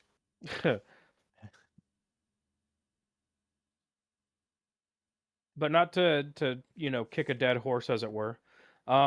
This is what I was referring to when I was talking about, like, if you like gotchas, that's fine, whatever, but know that you are helping the CCP in their cultural takeover. Because they control and or are heavily invested in literally every single one. Yeah. And remember that bunch cast we did a while ago where we mapped out, and it's only gotten worse since then, Tencent and the CCP's influence and money moves in gaming, and it's only getting worse and worse. The Bing chilling, yeah. Hence, pushback like this is It's- necessary. It's also one of the other reasons why people suspect that what China is doing is actively encouraging just bad gaming practices, so people are more willing to try their shit because they're going to keep it out of their games. Damn. Yep. Griffin says only gotcha I play is Chatfish gotcha. The only one, a true Chatfish. The should only worthwhile one, Let's yeah. go Goddamn. gambling. Also, Let's most of the Chinese games, the funny part is, yeah, they may not be pushing the woke shit as much in theirs, but their games are all just slop that's just copy pasting from other things. Well, they Yes. can't invent new ideas, only steal. Like, the big reason, because in 2012 and 2010, I remember my uncle talking about having to go to China, and he got back from his was it Shanghai or Hong Kong? No, I think it's Shanghai trip, and he talked about how fucking much he hated it there. And again, it was the Chinese inviting a lot of Western game devs from California, from, Texas, all over to China to start teaching them things because they wanted to get into the cultural sphere. That was going on then, and that was probably going on even before then, but that was how I knew about that. And as a little kid I didn't know, but now that I'm older I understand the bigger picture of what's happening here. It's Kibbs understands the concept of cultural spheres. yeah, because as a little kid I hadn't played Victoria yet, right? Victoria. A big problem, honestly, that we have in the West here Play Victoria. is because we Video games are education. try to okay? rotate our elected officials as frequently as we do, which is good. There is a valid Also- way to do it, yes. There is also the problem of we don't see a lot of long-term planning, like trying to influence Yes, culture for a long period of unironically, time. that is one of the known weaknesses of democracies in general. I love democracy. Because there's the short election cycle, there's a lot of short to midterm planning, but not that much long-term planning. And even when there is some long-term, the person that comes in next can just snap, it's gone. Yeah, that's the problem Pretty of much. when you have various philosophies just flip-flopping left, right, and center. You can't even set the foundation for these long-term plans because of the time constraints. Well, there's also the problem you deal with of political retribution and pettiness of if one party controls for 4 years and then another one comes in, they'll just destroy what the other one was doing. Yes. Yeah. I agree. Gregor sends a America membership does and need- says, StarCraft 2, Kith Peer choice. Just Well, to get beer. not bad choices, but yes, Same. America Same does as they need are. better video games. I agree. yeah. Mm-hmm. You think The I want to Euros play have this actually shit? been doing a phenomenal job with video games. I mean, Helldivers 2, Menace, Yeah. like, Jesus. European Let me games play the market. Menace. Good job. You were doing good. Very X4. proud. X4? Yeah. I'm very proud of the European games market. They've done a great job of picking up the slack, which is good. The thing is, I'd much rather give my money to like Euros than fucking China. Same. Yeah, same. China. Now, don't get me Also, wrong. It's Euros not, are special. It's not in their own even way. like Europeans just make good games in general. Like there can be janky games. Like one of my favorite European games, I think, is Earth 2150. It's a Polish RTS. I just really like that one because it had like you could customize your vehicles and stuff and choose what weapons they had. It was really cool. Love that game. But yeah, Europeans are nothing to sneeze at. They make good video games. They got good vision, good taste. Like Europeans looking at me all fat. Like, whoa. It's just that their There's- business and environment. then there's like the Poles and the Ukrainians that are just obsessed with Stalker Yeah, basically. and Stalker-esque games. Hey, Look, those we are don't cool talk too. about Stalker 2. That game never happened. Oh my god, being sick. I remember trying that. To be fair, my new PC can probably handle The that only game. thing I that remember game, about Stalker even though 2 it's unoptimized is as being shit. unable to fucking breathe because I was so sick when I streamed it. Oh my Yeah. god. Like I just think It's of just a bad respiratory game. problems. The video game. Gibbs was trying to really immerse himself in the setting. It's like I've Yeah, no, he was developed- trying to method LP. Yeah. That was such a painful stream. Oh god. Oh God, I can't wait, Kibbs. I have more information for you. Spill beans. But it's- Presses. It's hot off the presses. It's Kibbs' favorite content too. You put it in Discord? Dinotopia? Yeah, I'm about to do it right now. Hold on. Dinotopia. War games? If it's by Dinotopia, Gibbs I'm beating you to will. death. Dustborn 2? Oh! Oh, yeah, I saw that earlier. Their first gay clean-off. Beautiful. I want to point out. Kill it with fire. I wanna So point this out is what I was threatening the other day to send Me Gibbs not with her watching this Dwarf show. would break this guy in half. Whoa, Gibbs, why don't you whoa. look at the second image that was posted? You only brought up the one. What, this That's one where he's amazing. dodging the fucking... No. You clicked away from the thing immediately. The Yeah, fucking yeah, Kibbs, I go see. back to it. Right there, the second Yeah. picture. Yeah, No, there's it two does. pictures. Second Beautiful. part, no, not the You thread. the stupid same picture fuck. in the- I don't want to look Right at there. that. Oh! Yes. Look no, at it. Hold on, no, hold on. Go right to the comments and go down to. Why are you gay? What are you eating? Literally plot Clean line. on for 500 men. Damn. This is true. This is my favorite one, though. you like that Klingons dress though, Kibbs? Remember when Klingons were a fucking warrior culture and everyone in their society This was guy would... expected to Like, this conform Klingon to right that? here would have been... He'd be dead already. Like, they would have Yeah, killed him. again, it's the only Klingon raised by a single mom and is a doctor instead of a warrior. Oh, so ass. I wonder if there's a correlation. The Klingons are one of my favorite like science fiction races because they're so funny. Like they're goofy little guys, and like this Remember is the death stream that they dropped after an episode? Oh, was that was good.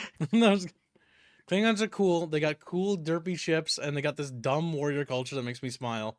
And What do you this mean? is They're a very progressive race now. oh my Very god, progressive. this is such ass. Very progressive. We are honorable warriors, so you don't use stealth tech, right? I'm a huge Right? Star Trek fan, and like I hate this shit, dude. This shit's ass. This shit's so much ass. I mean, to be fair, New Man. Trek has been bad Starfleet, forever. fallen billions must move along home.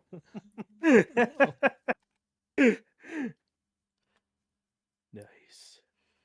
Star Trek's ass now. And Yeah. ironically, at this point, I won't watch anything after fucking Voyager. Star Trek. I'm not Mhm. even that big of a Star Trek. I enjoy it, but I wouldn't call myself like a fan. Right? Yeah, that's It fair. needs to die. Yeah, it does. It needs to die. Like stop Star Trek stop reminds running it me- through the mud, please. Kibbs, we have to Uh, watch the new Fallout show. Yes, Chatfish paid for it. Yeah, you keep putting it off. I think we'll move it to Star Trek Academy instead. I don't think you will. Downgrades worse. It's like, Okay, no, fine. It has to stay on brand Lower Decks. Oh, I don't know. I want to see the scene where the fat woman eats her comm badge. I The swallowed fact my that they comm actually badge. wrote that, no, I unironically thought that was a joke, No, and it was like it's- someone doing like an edit. It's I like, mean, it is a oh. joke. No, it is, but it's like actual, like in the show. It's not like a meme edit. Yeah, Star Trek is toast. Gene Roddenberry, a decorated World War II veteran, is probably spinning in his grave right now. Probably fucking generating so much power. He can now join the Tolkien reactor. We've got the He's Roddenberry generating reactor and the Tolkien Tolkien reactor. reactor. No, Kibbs, the Tolkien reactor. First time. First Time. time. Like, Chatfish, Disney and all these companies don't want you to know this, but the secret to cold fusion is Tolkien's body just spinning. They're gonna throw That's the, Roddenberry actual in. that's the actual reason they're making bad media. Yeah. Don't want to do this, sir. We have to. So We have to. interestingly, The power Kibbs, demand click is on so that great. second image on the right. So interestingly, when Star Trek basically sort of got away from Gene Roddenberry, what he ended up doing is he ended up creating a show called Andromeda, and you could see his mentality change. It's like, no, we need to force our hegemony. And no, you're gonna be a part of it whether you want to or not. You're gonna be Yeah, a bit more aggressive. yeah, because he started changing his view set as he got older. Andromeda may Next, be a he weird saw- show, but he it's saw a that interesting basically show. the Federation as it was realistically wouldn't work as well as it does. The Commonwealth actually makes the Federation is the romanticized his younger years about a romanticized like future. The reality is that I think Gene Roddenberry's Commonwealth makes a lot more sense in reality, because Commonwealth has the more dark reality of like, yeah, things aren't going to be as pretty as you want them to be. Bucky, you Well, got some tell vent ourselves the drum bleeding. fantasy, but Yep. His cat is attacking. It was like meow meow, and he's Yep. like no. Oh, meow. believe me, I know the pain. I know that boop. That's the boop Yep. of a cat. That's exactly what that was.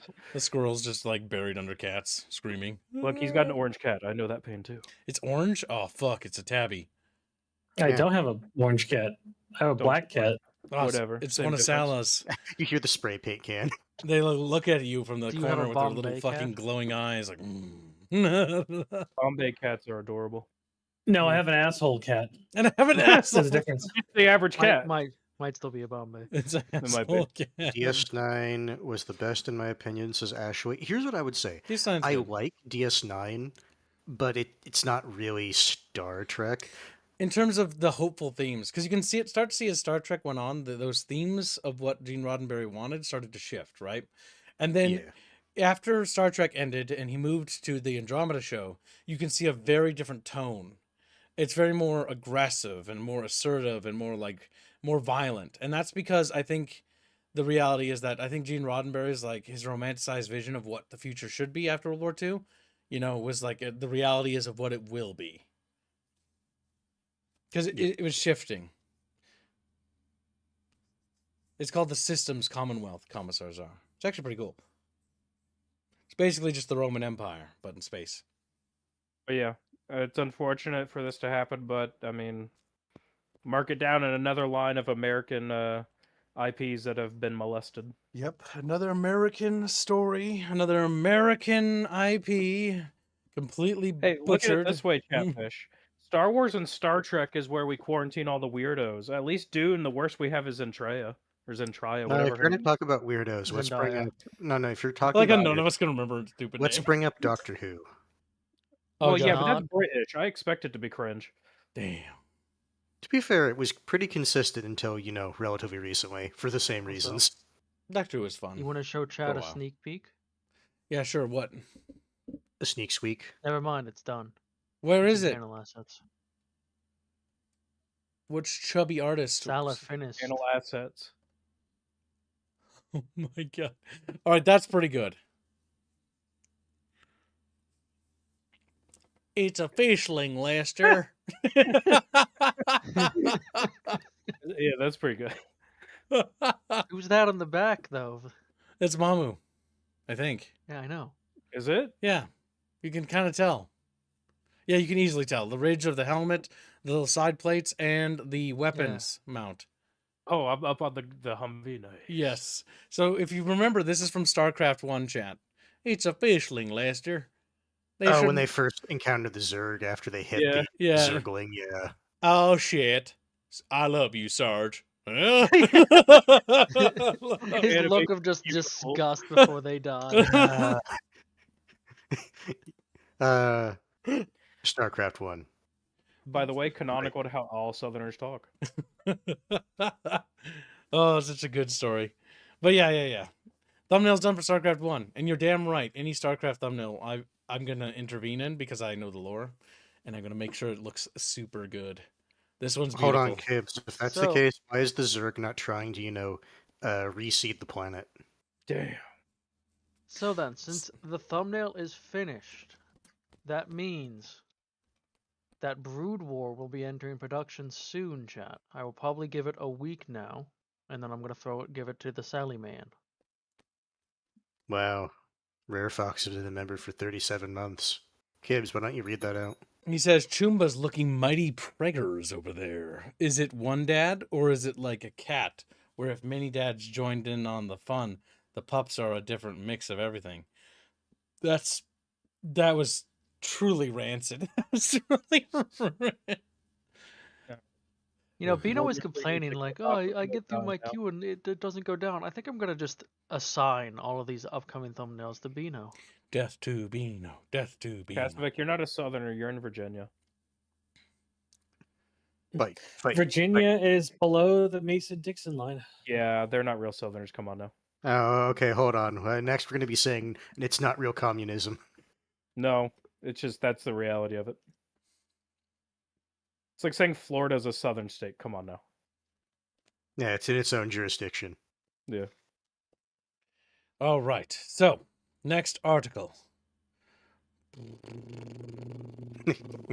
I forgot you left it off. Next article. Harlot sends a membership. I should close Oh, the I'll screen play here. Google Please, Data. that'll Yeah, help. you're definitely not a This is Southerner. outlined. And membership. Pretty sure we're getting close to the end. Oh no, it went No, through. they weren't. We're almost there. We'll save that one for later because that came in last. Alzheimer's 2 thing. Save that for later.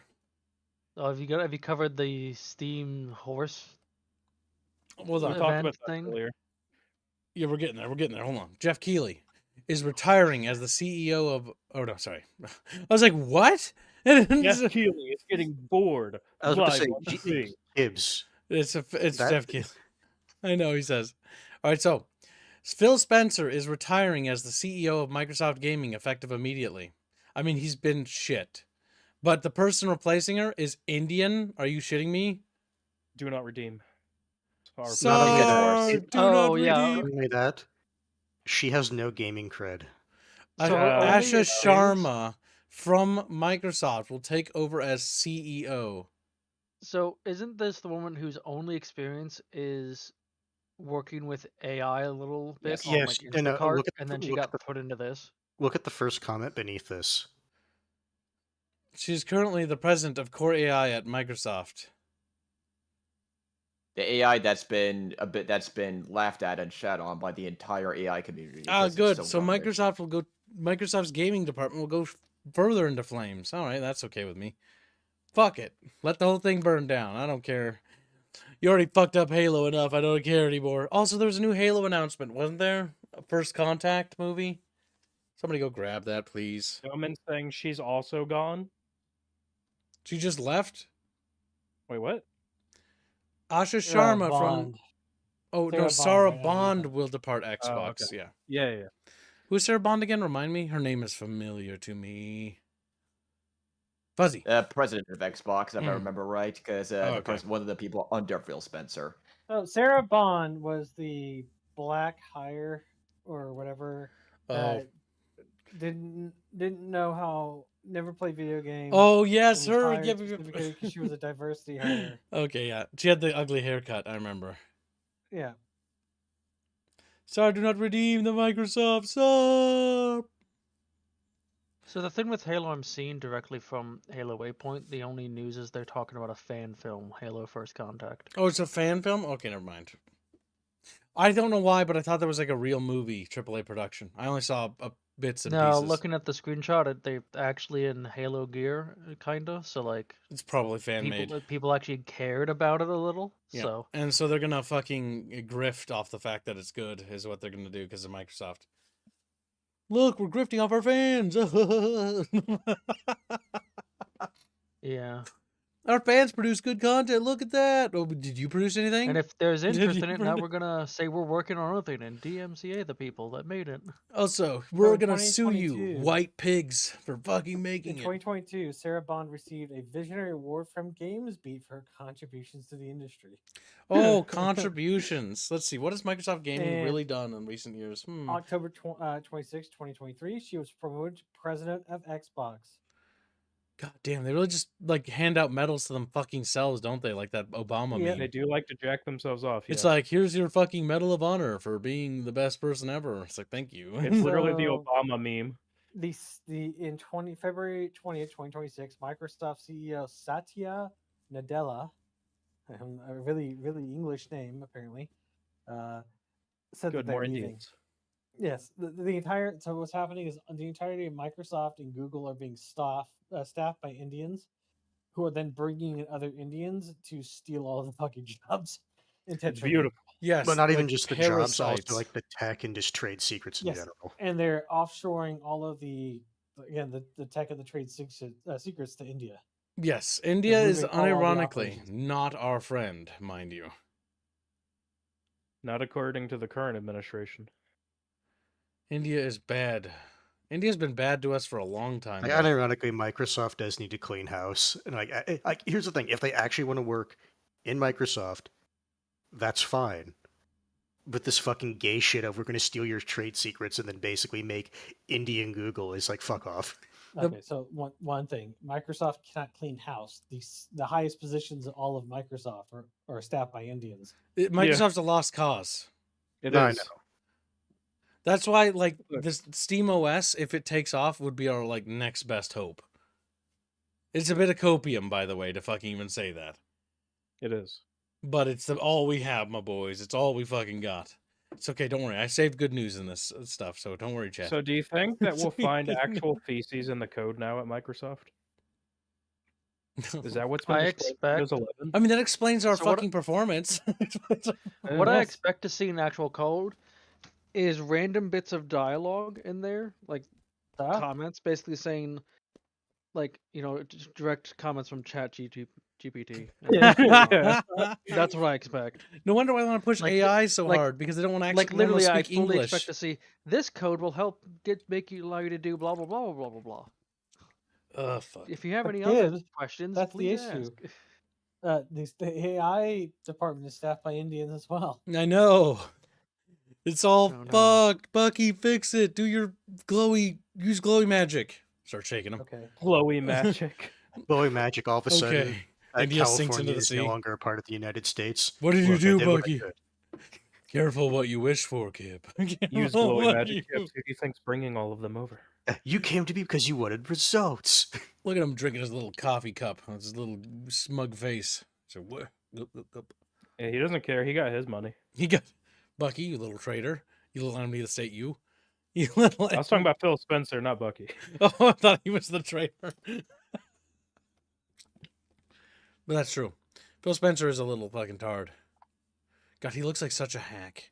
He does not even look He like a gamer. He isn't. I remember some people like to praise him that he worked his way up from the ground up, but under his tenure, what do you see? Mostly not decline of the Xbox brand. He's not But good. not only that, like it's just been floundering like ever since he's So- taken the lead. If I don't know if I believe any of these posts, but it's basically sometimes some people are talking about how Phil Spencer was against AI, and so that's why he's gone. I've heard no confirmation on that. I don't know. Like that sounds like a rumor. I have But a feeling Phil Spencer doesn't care. either way. Yeah, that's the vibe. I don't think he actually cares one way or I the don't other. think he. Like based on the stuff I've seen from Phil Spencer, I don't think he gives a shit. Like to be frank. Gregors has donated £5. Says why Asia euros, and US's. Are we all not friends with gamer slurs in those vid games? Hashtag SC2H. Hashtag cookie. Indies will rise again. Southern game policy. Southern Indies and AA. That's why you see an indie and AA revolution going on. That's why you even see French games like Expedition 33. It may not be my kind of game, but Expedition 33, whether you like it or not, you have to acknowledge the fact that it is a success. And it did break away from the 10-cent ruling. And I'll take 1,000 Expedition 33s over whatever fucking Ubisoft crap slops out next out of the 10-cent it's slot one thing. mines. Say what you will. The people that made Expedition 33 actually wanted to make Expedition 33. Yes. And I guarantee you they will sell out the moment someone offers them. They might, and that might happen. But the reality is that it is still a victory against Tencent and the thing that they're doing. So long as we keep getting more things like that, that's good.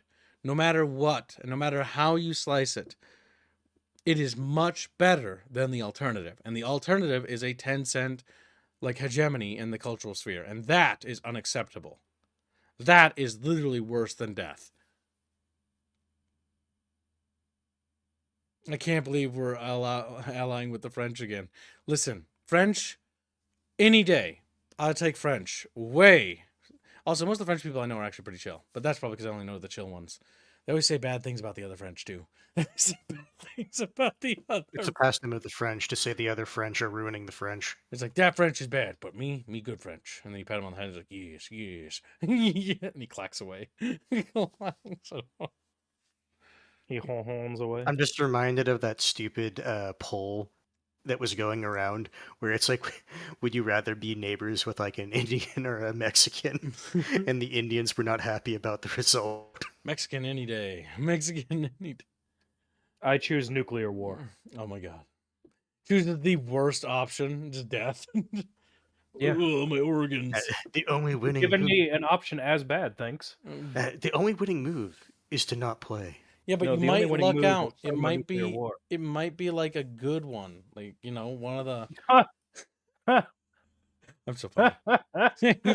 Do I get how many funny points do I get, chat? You know, you get one. He means a good one in hightail, YouTube. Yeah. In hightail. They're good at hightail. Yeah. Napoleon was Corsican, not French. Oh my god. All right. Enough with the French memes, chat. French used to be cool, actually. You know, before World War One. But When they had empires and just start screaming. All right, so moving on. Xbox is fucked. Nothing new. Nothing new. PlayStation has shut down Demon's Souls and Shadow of the Colossus remake studio, Bluepoint Games. The company Rip. acquired Bluepoint 5 years ago and ran it into the ground. Bluepoint Games Studios behind the modern remake of the remake of Shadow of the Colossus and Demon's Souls has been shut down by okay, never mind. They're not the same studio that produced them. I thought these were different people. The studio responsible for the modern remake of Shadow of the Colossus and Demon's Souls 5 years after acquiring it. That's according to Bloomberg, which confirmed the closure with PlayStation and reported that an estimated of 70 employees will be affected when the studio officially closes next month. Bluepoint Games is an incredibly talented team, and their technical expertise has delivered exceptional experiences for the PlayStation community.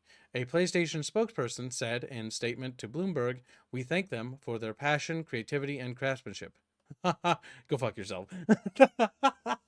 Oh my god, that's so funny. They don't even have a statement. Like, thanking them is like literally worse, honestly. It's better to just be quiet about it. Just to be quiet. We killed you. Oh my god. You gets even better, Gibbs. Look at the next article. Are you serious? Dev claims. Oh wait, let me close this. Clean this up a bit. Get out of here. Are you serious? Dev claims Sony lawyer killed their Bloodborne ARPG, and now they're extra devastated with hopes for a Bluepoint remake crushed by its closure. He's since pivoted to something Bloodborne inspired. Okay, so he's not quite. Yeah, a Bloodborne fan, if I'm understanding this right, a Bloodborne fan remake was shut down around the same time, Blue Point Games was shut down. So it was kind of a double whammy to the gut. Now that Sony's announced the closure of Bluepoint, the studio behind the Shadow of the Colossus game, Demon's Souls, the dream of a Bloodborne Redux seems that much further away. Yeah, okay, like let's be real. Bloodborne is dead. Like there. Like I Yeah, said, the only way you're painful getting it thing. on PC is the PSX emulation. That's it. You're just not getting it unless you emulate it. Like that's And of course, the emulation has fixed a bunch of physics and like frame rate bugs. So Yep, because Sony will never let it be on any other platform. yep. Sony is retarded. Sony is a Japanese company, and all Asian corporations It's one of those are things. really dumb with this stuff. Yup. Like I never played it because like I don't fucking own a PlayStation, but from what I've heard from people that do play it, like it is generally considered one of the better Souls-esque games. And it's like Sony, you would make a lot of money by putting it on other platforms. They're just like, no, we don't want to. It's got really good direction. The Victorian themes are really go hand in hand. Yeah, the world itself is really good looking and the art style's phenomenal. But gameplay wise, it's I can't comment. I hate games like this. I don't Yes, particularly like them, but I that did is buy it true. and play it. Yeah, yes, Dragonclaw, that is true. Bloodborne is one of the reasons some people got the console, which is why they're never going to let it be on anything else. It's a console seller title. Yep. That and the Japanese hatred of computers. The only reason why we got the MCC Halo on PC was because Halo stopped being a console seller. It doesn't sell consoles anymore because it's so bad. That's why we got Unironically, it. because they let it get that bad. Yup. Next up, NVIDIA to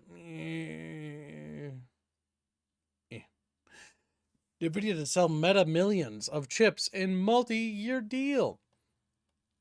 Deal concludes Blackwell and Rubin AI chips, Grace and Vera processors. Analyst estimates deal could be worth $50 billion. NVIDIA chips pose threat to AMD and Intel, analysts say. San Francisco 17 Reuters NVIDIA NVDA on Tuesday said it has signed a multi-year deal to sell Meta Platforms millions of its current and future artificial intelligence chips, including central processor units that compete with products from Intel and advanced micro devices from AMD. NVIDIA did not disclose a value for the deal, but said it includes current Blackwell chips as well as its forthcoming Rubin AI chips. It also includes standalone installations of its Grace and Vera central processors. So, Fuzzy, what does this mean for AI? As it's all related. And to show that the AI bubble is only getting worse, and that don't expect hardware prices to come down anytime soon, at least for this year. And if you look at the very bottom of the article, keep scrolling down to show you how bad it is. Here. Keep going. Here. Stop. Yeah, see that? Read that last paragraph at the top. While NVIDIA has never disclosed its sales to Meta, it is widely believed to be among 4 customers that made up 61% of its revenue. In its most recent fiscal quarter, Moorhead said NVIDIA likely highlighted the deal to show that it has retained a large business with Meta and is gaining traction with its central processor chips. Yeah, this has been reported on for at least a year now. I think I can't remember the YouTuber that initially started this and reported the Ponzi scheme money that's been going around. But this is why you're seeing that 61% number is why you're seeing Microsoft, Nvidia, all of their stock prices just crash whenever they do a earnings report, because they're looking at this and going, hold on a second, the numbers are not adding up here, and you're just flushing money down the toilet. This whole system is entirely reliant on OpenAI and all of these. OpenAI is by far the biggest, and all these companies paying off colossal amounts of debt that they're just accumulating more and more. And they're paying the expensive labor costs of, I'm talking 360 grand salaries with ludicrous benefits, on top of horrifically expensive infrastructure costs that they get via loan money from NVIDIA and Microsoft. And this is just the latest update and just how bad it's becoming. And we're thinking, well into .com level bubbles of potential crashing.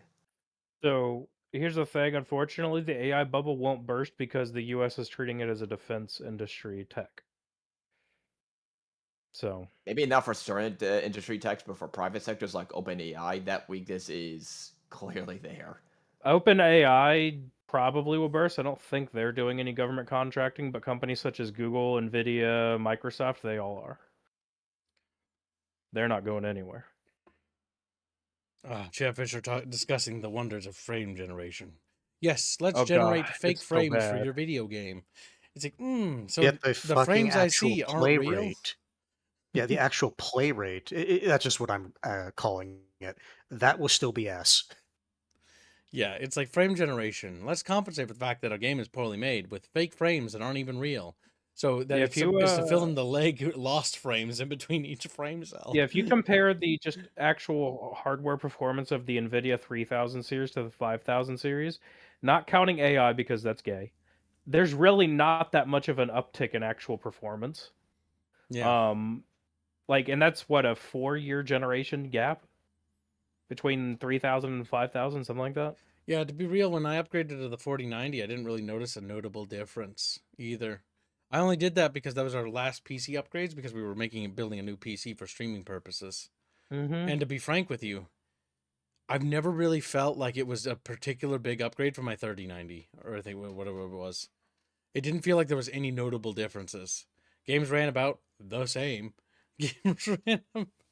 And I can still run everything on max with little to no frame loss, unless the game is poorly optimized, in which case it's on the game. I look forward to with frame generation when they start marketing input delay as a feature. Hell yeah. Delicious. Yes. That's literally what the low latency reflex thing NVIDIA came out with is there to do is to smooth over their dog shit latency they introduced. The last time Frame that generation. input delay was marketed in a positive way was when it was a Command and Conquer feature for the first Command and Conquer released.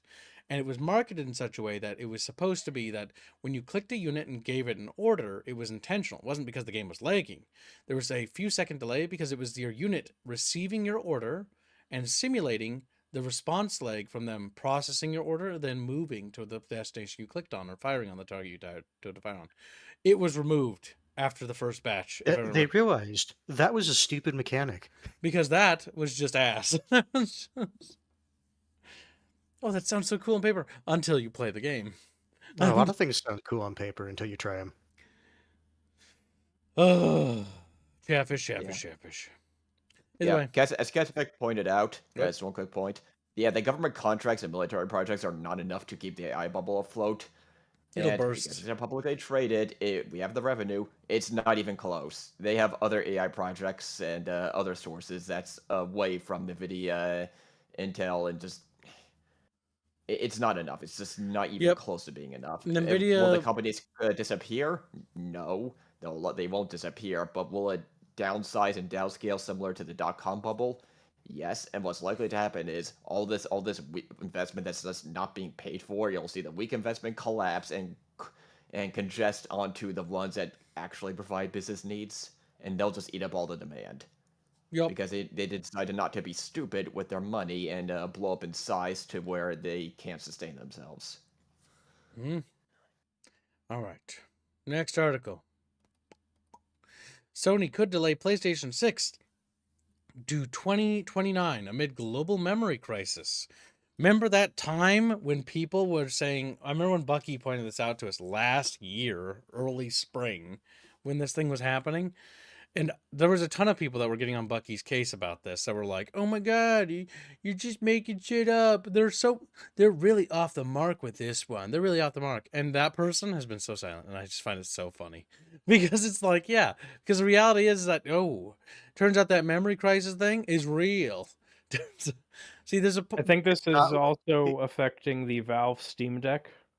I saw claims that they're having shortages as well now. It will affect everyone, yeah. No matter how much they prepared, no matter what deals they've made, no matter how much they've stockpiled. We know this. Short of you being like OpenAI, where you bought up 60% of all memory wafers for a whole year. Yeah.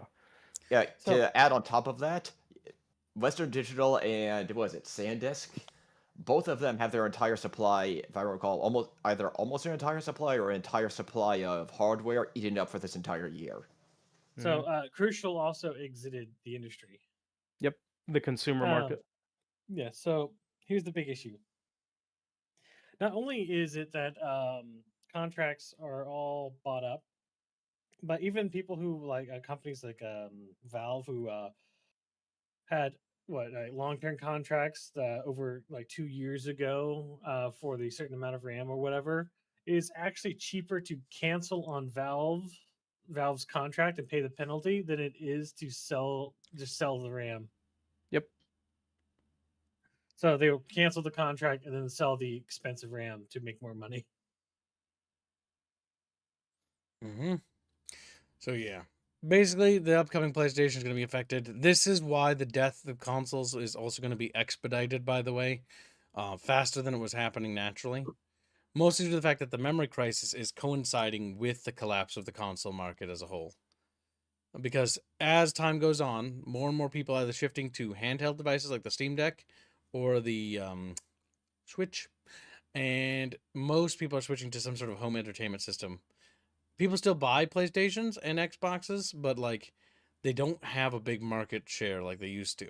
People are more interested in getting a PC, and if they are going to get some sort of TV or thing, they're getting those smart TVs with the ability to just watch Netflix or Amazon without the need for like a console system. So consoles are sort of being zoned out of the market at the moment. And so that's just I think that's just the natural destination. They don't even have like IPs to sell them. They don't even have games to sell them anymore that are interesting. The recent Metroid was more or less a not big enough blowout of the market. It just kind of wet farted again. Even diehard Metroid fans did not care for it. Yeah. Nope. It didn't necessarily flop, but it just didn't build a new market, and that's gonna piss people off and behind the scenes because inflation has gone up and it's sold about the same. So yeah, it's gonna affect things. Yep. Unfortunately, I gotta bounce. You guys have a good rest of stream. Take care, Marmo. Take care. Mama. Next up, AI data centers. I hate AI. I wish I didn't have to talk about it. AI-driven RAM shortages threaten more than just the PC market. Data centers are now expected to consume 70% of global memory in 2026. Oh my gosh, chat. But don't worry, says the random little lemonfish. That's just fear-mongering, says the lemonfish. It's like, okay. Okay. Yeah, it's actually getting to the point. And remember go the ahead. conspiracy that's not really a conspiracy about Microsoft wanting you to have to effectively rent your RAM Yes, or your Bezos memory and your was RAM. that, I believe. But yes, they want you to rent PCs. It's not a conspiracy. It's true. The elite do not want you to. It's not a The conspiracy. Google Stadia will come back in full force. They don't want you to own anything. You are not to own a computer. You are not to own a house. You are not to own anything. You're not to own a car. You're supposed to rent everything. You own nothing and you will be happy. That is not a conspiracy. That is a fact. That is a pure fact. Anyone that tells you conspiracy is lying and that's misinformation. That's true. The elite do not want you to own anything. Because only the elite can. Because they are the guiding hand of humanity. And you are simple little creatures. That's all you are. But yeah. That's why we cannot allow that kind of stuff. So no. This is why AI is bad. AI is bad because AI is literally just another part of you will own nothing and you will be happy. That's all AI ever was. That's its entire end state, its entire end goal. And it's all being revealed to us with this DDR5 and just RAM bullshit. Go ahead. Yeah, and all this craze with the buying up everything. And when you look at the finance sector, a lot of this financing for a lot of these data centers is being funded on junk bonds or borderline junk bonds. And to sum up this classification, that sums up of how risky these investments are starting to become and how investors are starting to really grind their teeth of we don't buy you. You know the EA acquisition that the Saudi prince is doing? Most of that was funded on borrowed money on a junk bond because they looked at the numbers and went, how are you going to pay all this off in interest? And they're starting to look at this and going, we don't fully believe NVIDIA, Microsoft, or whoever's building the data centers, we are not fully believing you are going to pay us back. So we're jacking up those interest rates to a ludicrous degree because we think you're very high risk.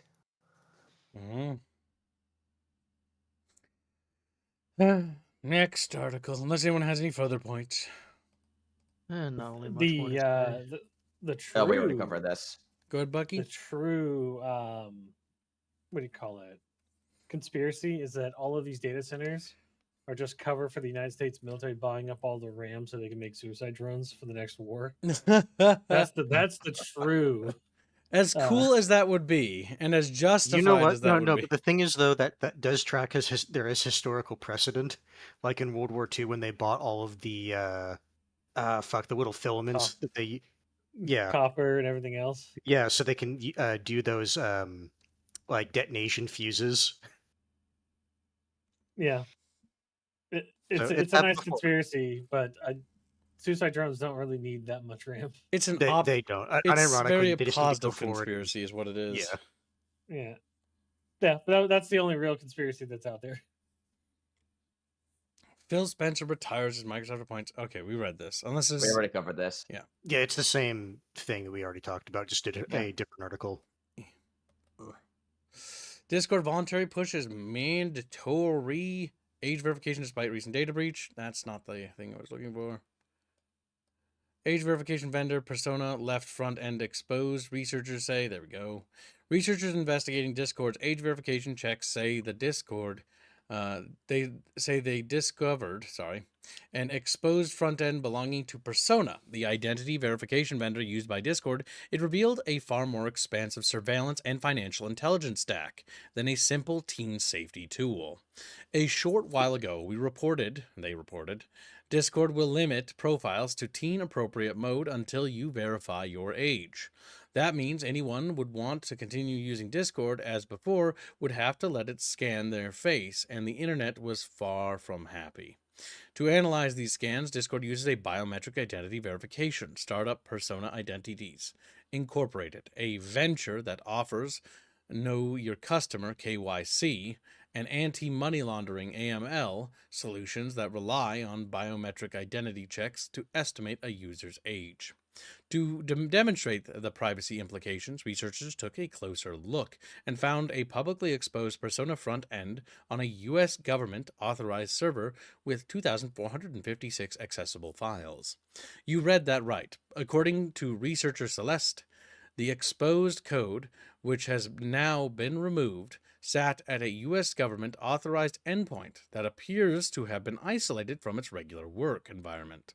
In those files, the researchers found details that the extensive surveillance Persona software performs on its users. Beyond checking their age, the software performs 269 distinct verification checks, runs facial recognition against watch lists and politically exposed persons, screens, adverse media across 14 categories, including terrorism and espionage, and assigns risk and similarity scores. Persona collects and can retain for up to 3 years IP addresses, browser and device fingerprints, government ID numbers, phone numbers, names, faces, plus a battery of selfie analytics like suspicious entity detection, pose repeat detection, and age inconsistency checks. So basically, much like we predicted, and much like what people are like, is that a conspiracy theory? Like, yes, last stream we talked about this. Literally, we were right. It is a government push to get your information. That is always what it's been about.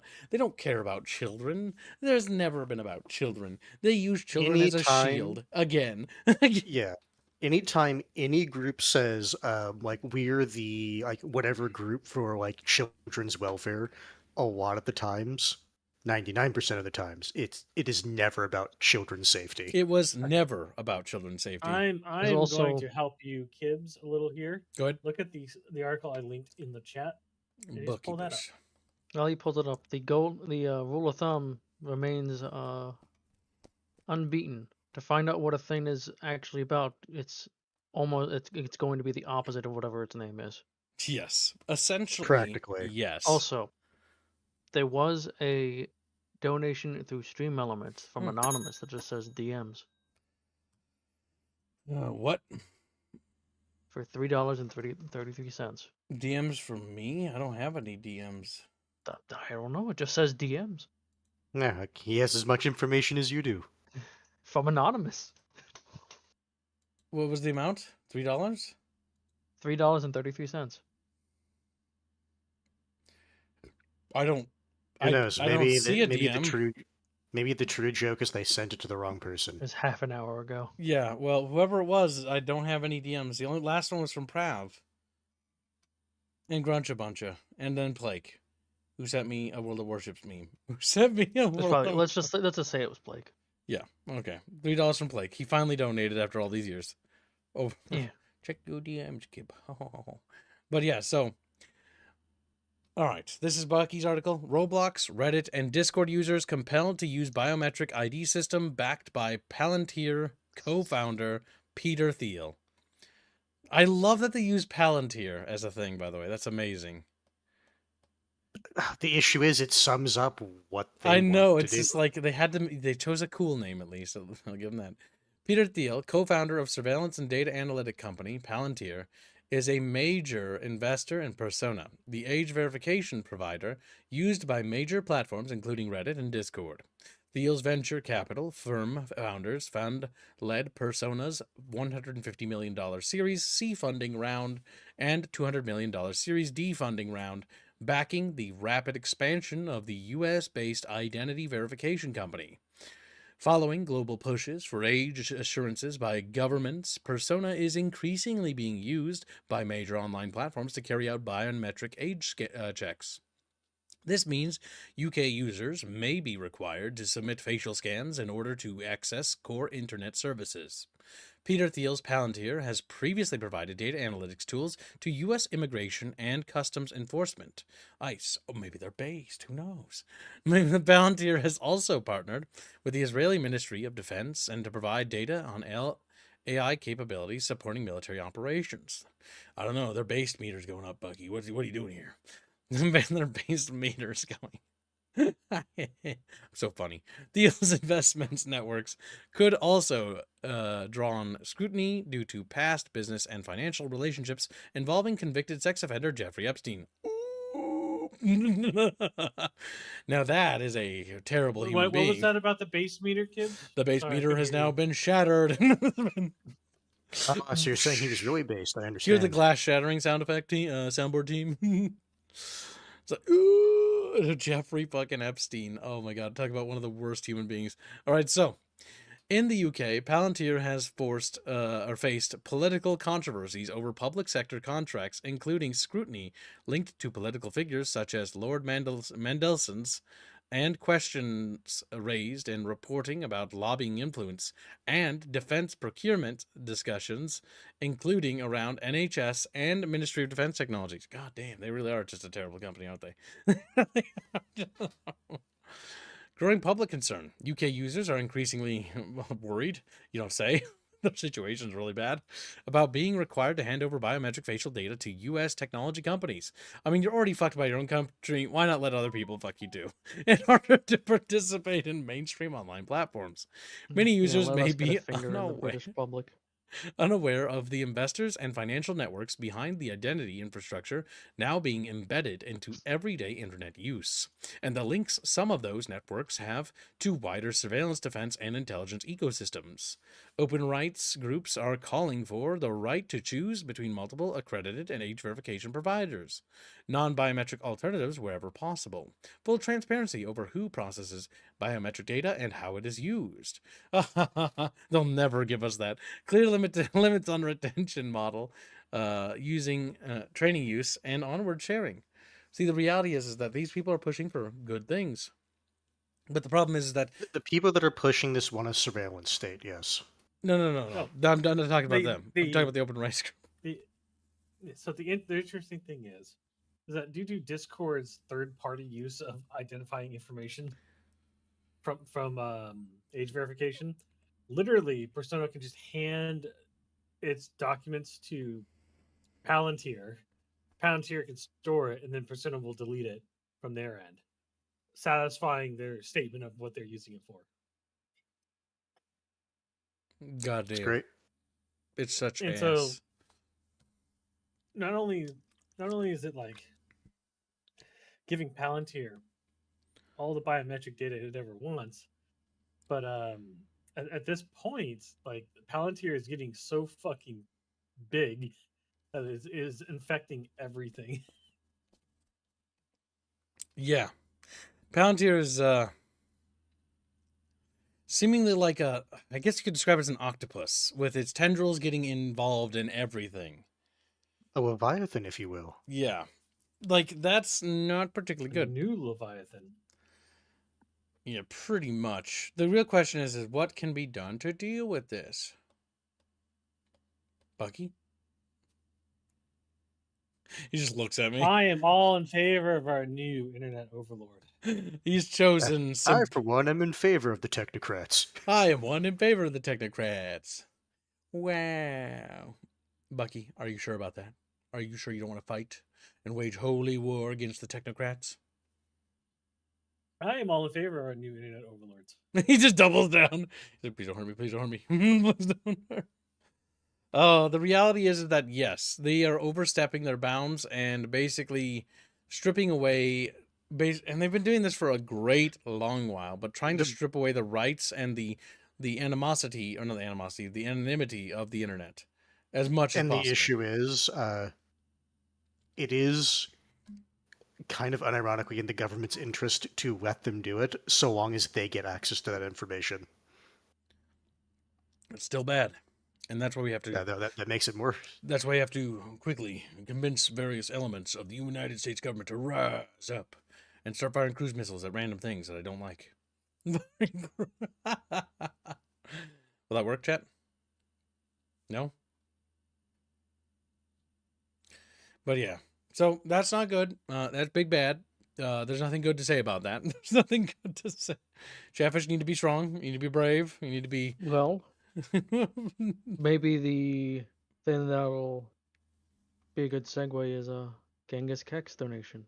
Genghis Ket donates $25 to break the sad mood and says, if the mainstream media calls something a conspiracy, you know it's true. Hashtag clams, hashtag brood war pocketfish, hashtag sour.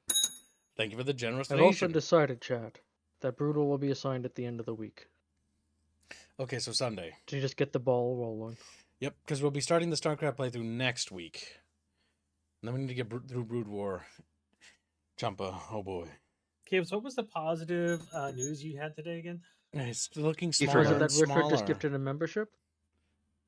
I do have positive news. positive. I always grab positive news, but Bucky brought a mountain of sadness to our doorstep.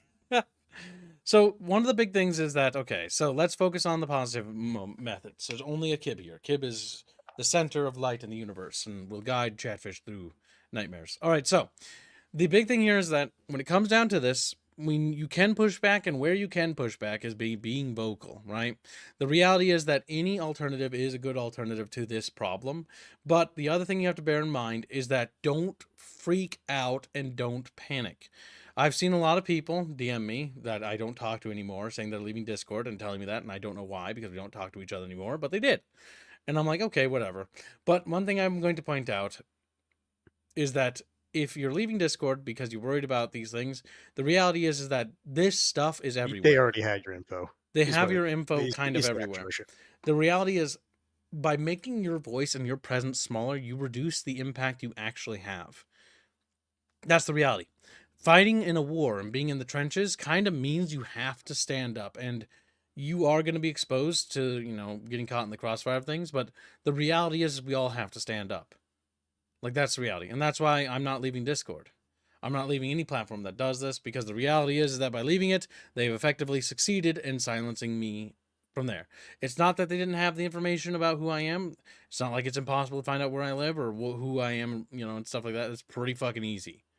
Like, if people wanted to find out information, they probably can within a few minutes, and that's about that's it. And so there's no point really dwelling on that. The reality is you can't let fear control you. You need to be in control. You need to not be afraid of things you do. Have I done things that are questionable? That things you guys might judge me for? Yeah, I have. But so has everybody. The reality is that we all make choices. And the choices we make for the things we do, whatever they may be, might come back to haunt us. But the reality is that kind of fear that they're using is something you can't let them control you with, because that's how they win. You just have to be brave. Yeah, there are things that all of us have done throughout our lives that are embarrassing, or not only embarrassing, but are taboo. Or maybe not even taboo, but are like, oh my God, people are going to make fun of me, and I'm going to tease forever for this. Yeah, of course. Every one of us is going to be teased. But the reality is that you can't let that fear control you. Just is what it is. Gasvic donates $5 and says, I ended Nitro. I don't plan on stopping my use, but I won't give them a single cent more. I will just give said money to Kibbs instead. That works. Thank you very much. What I did. I sadly will continue to boost the server so that we have good quality for when we do our streaming activities, because I will not let it fall below a certain threshold. Because if we start losing those things, then we'll lose access to some of the nice qualities that our server kind of depends on for certain things. But at the same time, I don't blame people for stopping. Like, you guys are doing what you think is right, and honestly, it's better than nothing. But I think the sad reality is that when it comes down to it, I don't think there's going to be really any major impact, sadly. Most because these Discord guys, like, they make so much money that I don't think they give two shits. They don't. They're gonna push through with this regardless of what they get, because they're probably gonna get a big paycheck from people. Yeah, it's government bullshit. It's always some backroom deal thing. Like, at the end of the day, This they is were what, always content people with the were losses. talking about before, or Morty was talking about, where if it's like related to like government contract, it literally doesn't matter. They're getting their bag. Yup. And that's the reality. There's not much we can really do about it, but what we can do is be vocal and still push back against it vocally. And that's all we can do at this current point in junction. As we take more cultural control and more cultural power, we can start shifting the tides and the balances in our favor. But in the interim, we have to fight the war, and the war we have to fight has to be slow and gradual. That means we're in it for the long haul. We're going to be tickling away at it forever, but that's part of fighting the long war. The long war is not something that ends tomorrow. It's not something that ends next week or next month. It continues, and it's all about information and knowledge. It's all about culture. It's about bringing new generations into the loop about the fight and getting them basically pulled into the fight and continuing the fight. You got to be in it for the long haul. You can't just give up. Got to keep on trucking. Keep on going. Oh God, we're not going to TeamSpeak. So TeamSpeak has a major flaw of unless they've drastically changed the systems, which I've not heard. TeamSpeak is not a good alternative. It's got a major flaw of not actually saving stuff unless you have Yes, but the either app way, up and connected. we're not using alternatives. I've already made the executive decision on that. Now go ahead, Bucky. Okay. All right. I posted more news today. Bucky. Let's take a look at this guy. He looks really old. Academy Award-winning actor Robert Duvall dies at 95. Oh, that's sad. You got copyright protected, but Damn it! so you read it before, did it? But to be clear, Robert Duvall is in all of the Godfather games that I can see. Oh, he is? Yep. In the Godfather movie as well. Damn, he loved being in mafia stuff. Yes. He was in an absolute shit ton of movies. Damn. Born in 31. To the world-leading Academy Award-winning actor, as a director, a storyteller, to me, he was simply everything, she said. Statement in keeping Duvall's wishes, no formal service will be held. Yes, unfortunately, he passed away. That is unfortunate news. Yeah. Damn, he was up there in age, though. Mm-hmm. Had to happen eventually. There's actually quite a few actors died this last week or two. Yep. They usually go in like clumps, is what I've noticed, which is kind of weird. Yeah. It's called Why do the actors Cliff. always do suicide It's called the what? packs? The Cliff. So the Cliff is when a generation hits past the life expectancy rate, and then It's they basically start follow large chunks Yeah. of them die. Yeah, it's basically they collectively got past the statistical average of their lifespan, and it's like, well, time to die. Damn, that's sad. Well, It'll heart happen goes out again. to his It'll happen to family. us. It'll happen to everyone, yeah. But such is life. At least he had a long-lived life. 95. Well, that's what I was saying. Yeah. It's like, damn, born Almost in like a century. 1931. Almost a century. Yeah. James Vanderbeek died too. I'm bad with names. Remind me of his roles. Let's see. James Vanderbeek, Dawson's Creek. But let me pull up a fucking actual. Thingamabob for it. We put in the Discord. He was in The Plague, Final Draft, Standing Still. Let me. He's just like a TV actor. He's like one of the only other known ones on this list that I can see. Brad Arnold died. He's from the Three Doors Down band. I haven't heard that name in a long while. Yeah, he died at the age of 47 from kidney cancer. Catherine Frank says he got O'Hara an died. offer. She He was got the an one offer who he could not started. refuse. Yeah, Catherine O'Hara is from Beetlejuice, Home Alone, Schitt's Creek, and whatever. But yeah, Scott Adams, obviously people know who that is. Yeah, but there's just quite a few actors died all of a sudden this last month. Yep. Yeah, it's gonna happen. I remember the last batch we lost oh fuck, who's the voice for Vader? Oh, how do I forget his name? James Earl Jones. James Earl Jones, yep. Before that was Christopher Lee. But yeah. It's unfortunate. A lot of great actors are going to start disappearing. What's curious, though, going forward, is that the new batch of actors don't have the same charisma that these old ones do. It's strange. Like, even growing up, like, there's some, like, even if, like, for example, Hayden, what's his name? Hayden Chris or something? Chris something? Like, actors like that or whatever, or like, the Harry Potter actors and stuff, they don't either stick around in acting or they just don't have that charisma that the other actors had. The kind of like the age of the superstar, I think, is over, and I've heard people talk about that. Like the superstar is kind of gone, mostly because they've tried to minimize individualism of an actor and try to control it by basically being like something something. I didn't really study this particular part of information because I was kind of like glossing over it. But yeah, It doesn't help that modern movies are designed to practically be cookie cutter and like they're assigned in an assembled in an assembly, basically. yeah, I don't feel like there's any the uniqueness idea is or that individuality. superstars in movie and Hollywood never used to interact with the common man's troubles. Yep. And so they would always be put on a pedestal out of reach of the common man and looked up at as an ideal. But once they started interacting with the common man's politics, they were denigrating themselves to being common themselves. Yep, and so people stopped seeing them as special. Hence why, because there were a lot of actors that had really bad or even communist opinions, but there's also a lot of actors that had very like pro-American opinions, but they usually kept it to themselves out of a sense of professionalism. And so they became sort of like what he said, icons. And they've lost their icon status by becoming more chatty.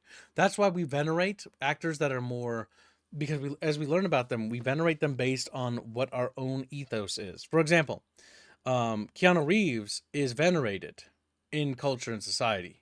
Why? Well, because he seems to be a good man. Because all of the information we know of him, of all the things he does, he stays more or less to himself, but he also doesn't espouse his He's wacky. not preachy. He doesn't preach. He doesn't denigrate. He's more like he treats people fairly and he helps people out. And so people look at him favorably. Chris Pratt the same way. And modern Hollywood isn't particularly happy with this because they're not particularly big on strong males, and nor are they particularly big on these particular people to begin with. They usually like to denigrate them. Denigration would be, for example, in the Marvel movies where they have that one guy basically stripped butt naked, right, for the ladies, but they won't do it to women, right? Because they'll drag a man through the mud and make them like a sex icon, but they won't do it to women. And the reason why they won't is because, again, the industry has become politicized. It all serves some sort of ideal. Much like how we talked about earlier with the Korean industry being infiltrated by the CCP, in the same vein, so too has Hollywood.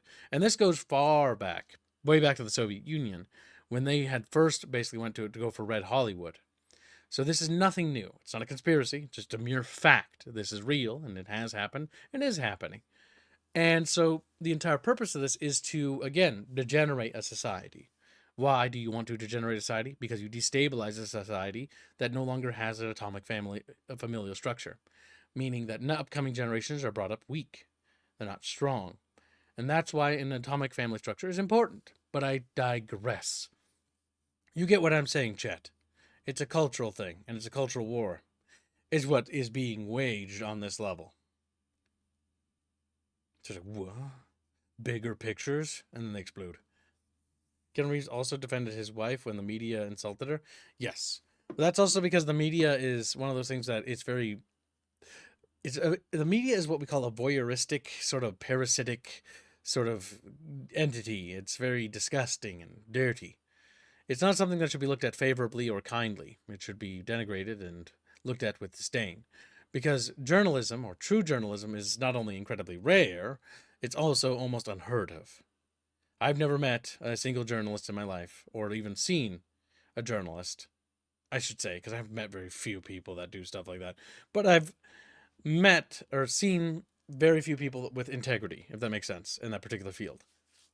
And there is no integrity, because the entire job is like, it's the same for YouTubers, right? YouTubers that cover news and stuff like that tend to become what we call vultures, or parasites, or leeches. Then what that term usually incites or means is that they're waiting and eagerly clicking their heels together when something bad happens, because they don't view it as a tragedy or a bad thing. They view it with excitement.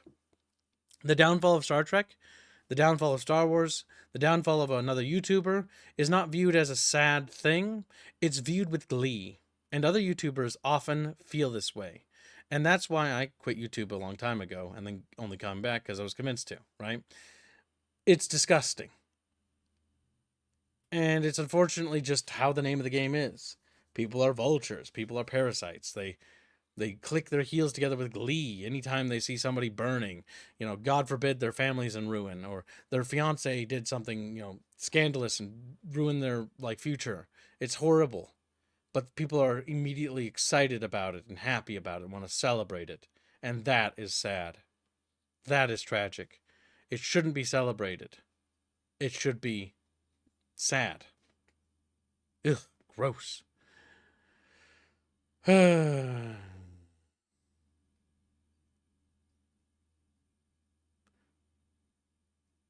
yeah, what can you do? Either way, moving on to the next subject.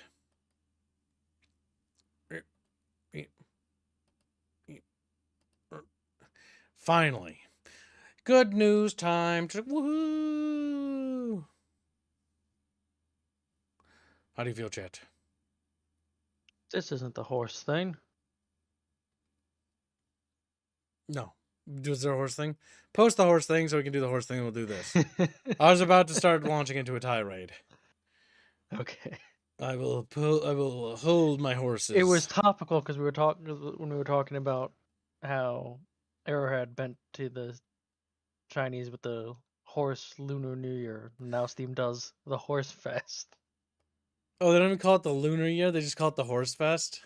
That's the Horse Fest. Okay, that's kind of funny, unironically. They actually went out of your the way to horse-related games. specifically unironically horse-related games. So what's good about this is that this is basically covering a subject, right, for like the Lunar New Year thing, but without calling it the Chinese New Year, which is a bad term to use. It's very imperialistic. And often when we hear the word imperialism, we often hear it from the wrong crowd. But in the case of China, China is imperialistic in the wrong way, and the way that people often preach about. But yes, Steam Horse Fest. No, now through February 23rd at 10 p.m. to PT. Well, chat, if you want a horsey-porsey game, now is your chance to get a horsey-worsey. Rival Horse Racing is at the top. Unbridled. Red Dead is at the top if you scroll the whole way I'm down. just saying, No I'm looking and surprise. it seems like Red Dead is at the top. Wait, where? Scroll Red down. Oh, Yeah, to actually That's up. browse games. Down My Little Pony. Red Dead Redemption 2. Nice. It's right there. It's I mean, right that's- at the top. It's just funny because it's like it's a bunch of. I guess some people say the horse game is an actual game, but like a lot of these, it's like, these are kind of like borderline gimmick games practically. And then there's Red Dead, and that's basically it. The only game that's like got actual things that isn't just horses, but has so happens to have horses play a big role in it. But horses are a big thing considering the setting. Well, chat, there's a big horse game market. I didn't know about it, but now you do too. Congratulations. I didn't know. I didn't want to know. Shouldn't have told me. And I'm telling you, you don't want to know. Glass. Oh my god, Chatfish are just fucking wigging out. Witcher 3 def quality as special horse game. Well, I don't see Witcher 3 in here, surprisingly. No, hold on. No, unironically, you know what should be on this list? What? Oblivion. Yes, specifically The horse whole armor. DLC. No, like the game, everything else is like normal price except the horse armor, which is on How discount. about Rustler, Grand Theft Horse? Oh my god. There's some funny games going on here. But yes, Chatfish is very good. Very good. All right. Funny Steam thing now out of the way. More interesting Steam thing. Woo! Woohoo! So, Chatfish, upcoming. In 2 days, you have something to look forward to. February 23rd, starting at 10 a.m. Pacific, running to March 2nd. The next Steam Fest is in order, which means we're going to be looking at, and you should also look at, not just myself, because I don't always look at games that are in your purview and your interest. So you should be looking at Steam and picking away at what might be interesting in there for you, because the next Steam Fest is going to have loads of new games. One game in particular I'm looking forward to checking out is, I'm just going to use this, Ashes of... Little Pony. Shut your little mouth. My little Not Ashes of Creation. pony. No. I never want to talk about that game No, again. No, You can't even get that. We've talked anymore, I about that think. game enough, honestly. So this game looks, I've watched some of the gameplay footage of it, and it looks pretty good. Is it actually going to have gameplay in it? Yeah, it is. So this is called It Ashes. looks like it's not a tech demo. It's not Ashes of Creations. It's ones. Ashes of Singularity 2.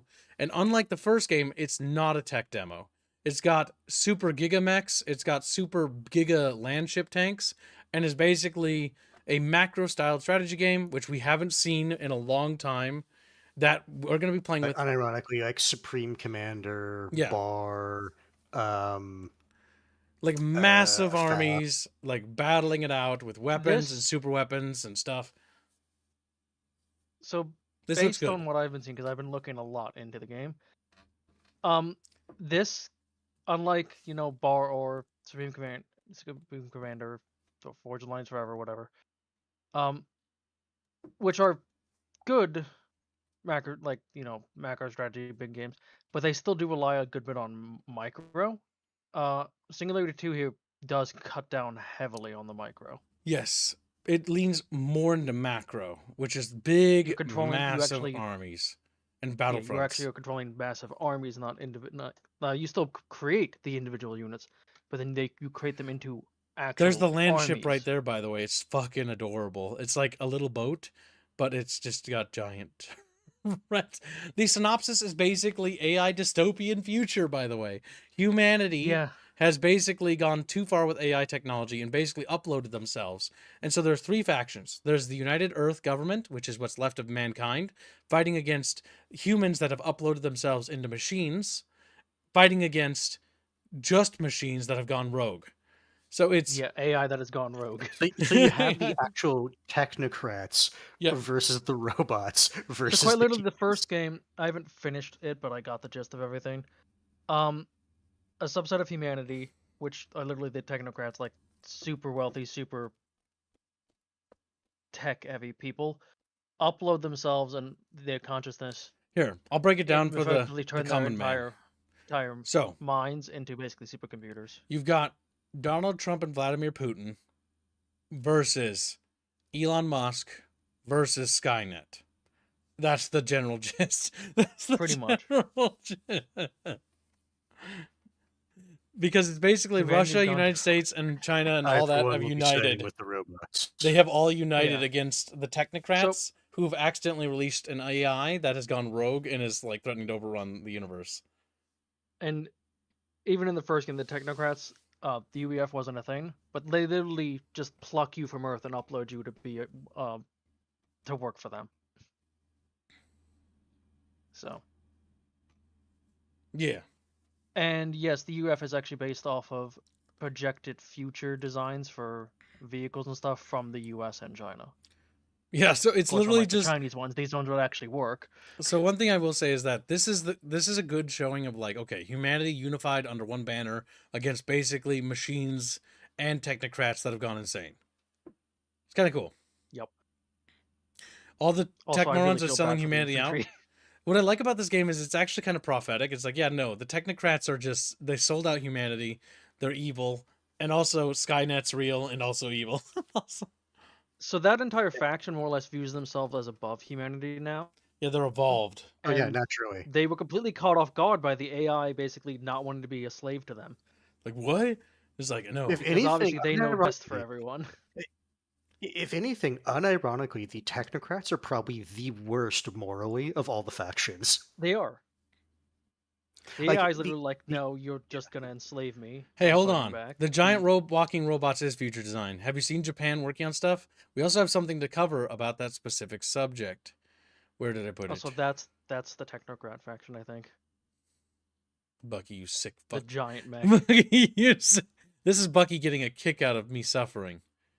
That's what he was doing there. Scroll up, it's right there. So yeah, Should have sent that image. the to you reason why it's earlier. future tech is, again, looks like myomer fibers are actually coming. New technique for 3D printing artificial muscles paves the way for more freaky robots. Unironically, mechanized things, because this is basically myomer. So if you're not familiar with Battletech's lore, myomer fibers and the introduction of it by Dr. Atlas. God, I know too much lore, don't I? But anyway, the introduction of this particular technology was important and pivotal because it's myomer basically solves the quandary with actuators, or helps solve part of that issue. It solves the, like, how does a giant robot move? Myomer, or in this particular case, these 3D printed fibers, which basically act as muscle strands, contracting and pulling and releasing. And they've been testing robots with this now to basically create simulated synthetic muscles. Again, the applications of this are insane because not only does that mean that we can make giant robots, this is an insane invention for prosthetics. Now, I still think, in my opinion, that prosthetic technology should be by growing new limbs and then just surgically being able to reattach them. But this is a good still step in the right direction because this will help with, injured vets or injured people from, accidents, with getting them prosthetic limbs that can actually move and manipulate objects much better. And behaving more like your hand does. So yeah, this is really cool technology, chat. Yeah, we do have a very gray chat. What the hell? No, my robo waifu. What are you talking about? Yeah. This enables your robo waifu. But yeah, so that's funny. So yeah, I know Mecha is around the corner, chat. It's time to stop fighting the future, chat. Get in the giant bee boop. Don't Get worry, in the Frank. giant bee boop. Now your robot wife will even be more flesh-like in places. Oh no. Oh, I don't like that. Can I get a link to Kids. that article? Asked Matsy. You know exactly where that technology is Sure. gonna go. You can drop it in. Can you drop this article, please? It's actually in discussions already. Okay. Ian List has posted it. He posted an older article about it as well. But Okay. I figured this would probably be enough to go Just over go it. post that in Bickering Bunch discussions. That way Matt C can use it in case he wants to read They're it both himself. there. But yeah, interesting bit of technology. It ties in with that game that we're talking about, Ash of Singularity 2. And it's actually pretty cool. So I figured I'd mention it. Also, because I want to keep the news positive, and there's so much negativity Bucky brought today. Not that it was bad, it was good topics. Good You're job, welcome. Bucky. But I have to offset this with more positive shit, making me work overtime. So, this game has Johnny Rico in it. Casper Van Dien reprises his role, and we played the demo for this. It's pretty good, and it's coming out soon too. I just wanted to highlight this game. I actually was not able to watch that when you were doing it. I never got a chance It's to ask. a how good really it good was. movie game. You can jump on bugs, like tanker bugs, and throw grenades into them when you shoot a hole into them. It's pretty cool. Nice. There's also a game based on the Lancer setting coming out soon. Okay, I'll take a look at that in a second. See, Oh, they have of the Lancer read it. Tactics. Oh, I forgot. but Casper Van Dien So people replies don't his really role like as that like setting. the Sky Marshal or one of the generals. I can't remember. But yeah, so far it was pretty fun. You basically play as a character. You run around. You can like command dudes, not command dudes, but they'll follow you, and you get a squad. It kind of reminds me of the Avatar James Cameron's game, where you could play as the RDA and kill the aliens. Because it has open-ended levels with like different objectives, and you can tackle them freely however you want. Very much level design like Silent Cartographer from Halo. It is a boomer-style shooter, and it's from the same developers who made the Ultramarine Space Marine game, the boomer one. And I think they've really improved with this Bolt one. Gun. Bolt Gun. Bolt Gun was okay. Okay, but honestly, this is that much makes better. way more sense to me. Would you like to know more? But yeah, it's pretty good. And I figured I'd give it a shout out because I think you guys deserve good stuff. Thank you, Kib. You're so nice. Now, what's the next thing you wanted? Lancer? I can glance at it. Lancer It could Tactics? be okay. Yep. I know some people really like the Lancer setting. I'm just going to say, is this that Discord group that is remarkably infested? But anyway. It might be. Yeah, it might be. Because I've heard Lancer is an infested setting. If you know what I mean by that verbiage, then you know. But if you like Lancer, it's a mecha style thing, and it is getting its own video game, a tactics game. Oh my god. Yes, you build your character, of course. That hairdo. It screams things to me. But it does look kind of interesting. I do like tactics games. Got its own level editor. campaign. Yeah, the campaign and level editor. As well as its own single player campaign.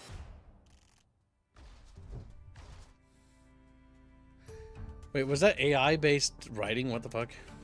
No, that was showing the campaign thing, I believe. Oh, because you can make your own dialogue. Gotcha, gotcha. Okay, so it's got its own custom stories and stuff.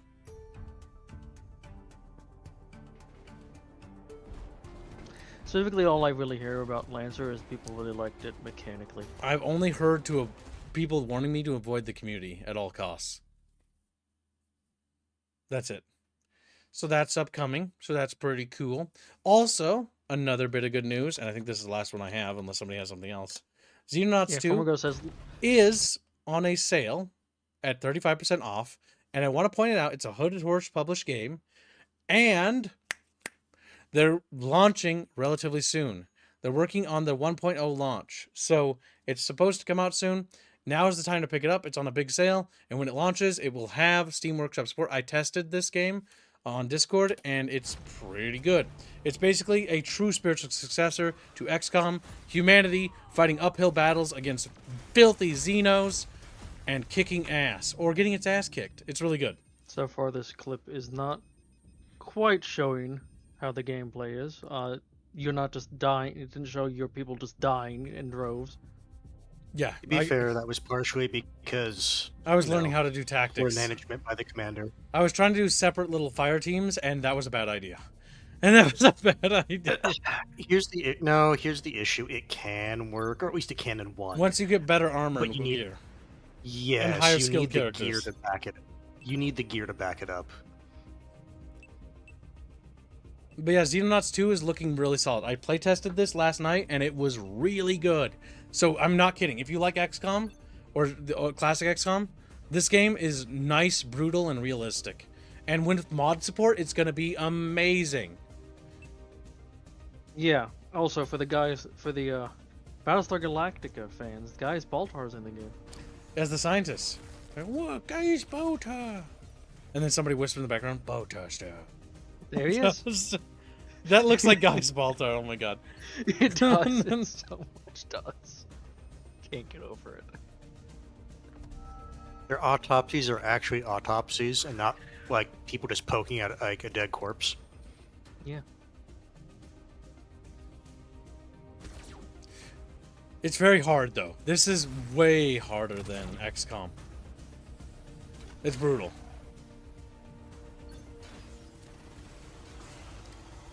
I can disable I the turn actually, timers I and disable unironically the actually Wi-Fi. expect to lose a few guys like every mission until you get decent armor and tech. Oh my god, it's brutal. But yeah, I do recommend trying it out. If I can disable the turn timer and Doomsday Clock, I might buy it. Turn timers? There's no turn timer. Also, I think you might be talking about XCOM. the Doomsday Clock, by the way, The year is 2009. the Doomsday Clock can be turned off, or not turned off. It's not a problem. Like the Doomsday Clock is literally you just save 100 OP points to press a button. It's to manage your OP, or basically it's a resource. It's not an issue. Like, I'm not kidding. As somebody who gets stressed out from game timers, trust me when I say this, it's not a problem. The world teeters on the brink of nuclear war. Tensions between capitalist and communist nations are at boiling point. Every opportunity for peace has failed. Gorbachev, no! Hand inexorably He's steers dead. humanity towards annihilation. We Xenonauts know the truth. The dark forces poisoning our politics are not human in origin, and we must protect our planet against this extraterrestrial threat however we can. After years spent gathering information on an enemy that few believe exist, we are finally ready to strike back. The war for our future begins now.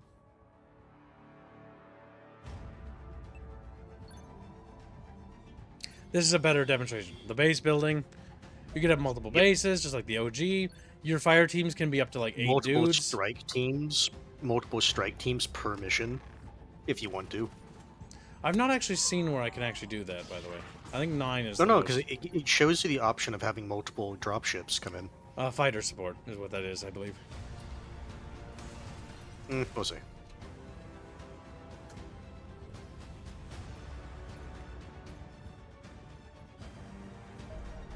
Look at the fighters. But yeah, it looks like classic XCOM. And it plays like it too. From what I've seen. Whoa!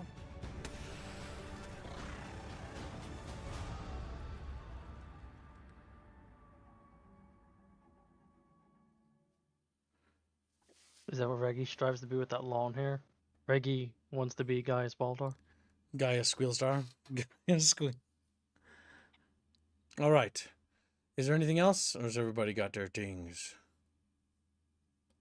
I mean, I can add a bunch of more negative news if you want. Do you have something you want to talk about? Or are you just memeing on me? No. Okay. Because if you want to talk about stuff, that's great. But if you're just being a meme and boo-wooing me, then we're going to have to punish you for being a bad little squirrel. It's like, but me Bucky. Where'd my Bucky go? I saw someone play this while arming their soldiers with Tommy guns. That's funny. That must be a mod.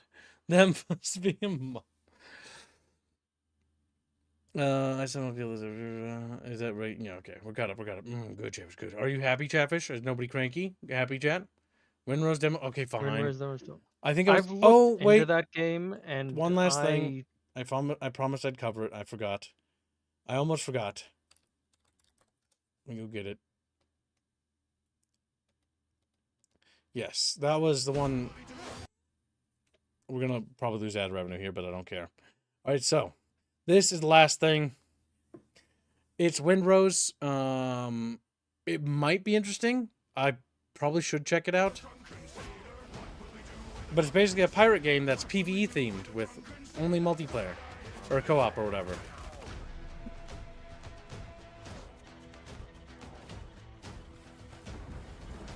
It could be interesting. It's basically got Black Flag's ship combat with very goofy ragdolls.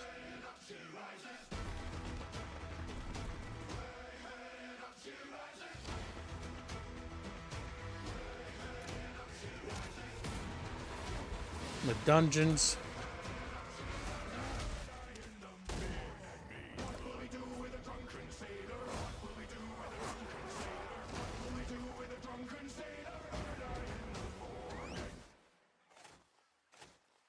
Farming, okay.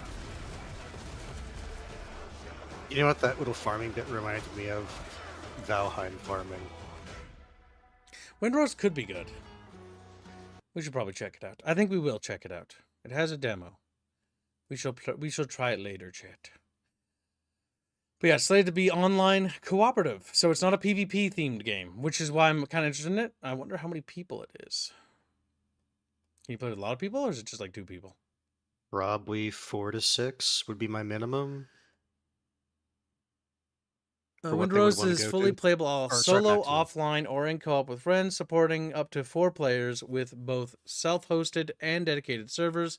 Available procedural generation will make each stand out, but if you prefer just one character, the progress is carried over between different worlds. Okay, so it's a 4-player co-op game. Okay, so up to 4-player co-op. So that does mean you can get AI companions because there's no way. There's you no can crew way that you ship can with just- crew that ship Yeah, with there was 4. also definitely more people on that ship. Yes. From the looks of it. But it looks interesting. Might be a fun little game to check out. And the fact that it actually supports solo play is good. The Prav Simulator? Yes, he'll be sailing the 7 seas soon, chat. All right, chat. Well, I think this concludes today's La Bunch cast. We're going to raid into the next stream where we're going to go have Chumpa's Pizza. Yum, yum, steamy good. And also, don't forget, chat, this weekend we'll be preparing the Chumpa's Pizza recipe. Tonight, I need to write the script for the fried chicken recipe. Remind me that. I finished all the pictures and stuff. I just need to write it up. And then we edit it, and then we narrate it, and we're done. All right. So we'll see you guys in the next stream. Thank you for donating, your generous donations, and we'll see you shortly, Chatfish. Goodbye, little fishies.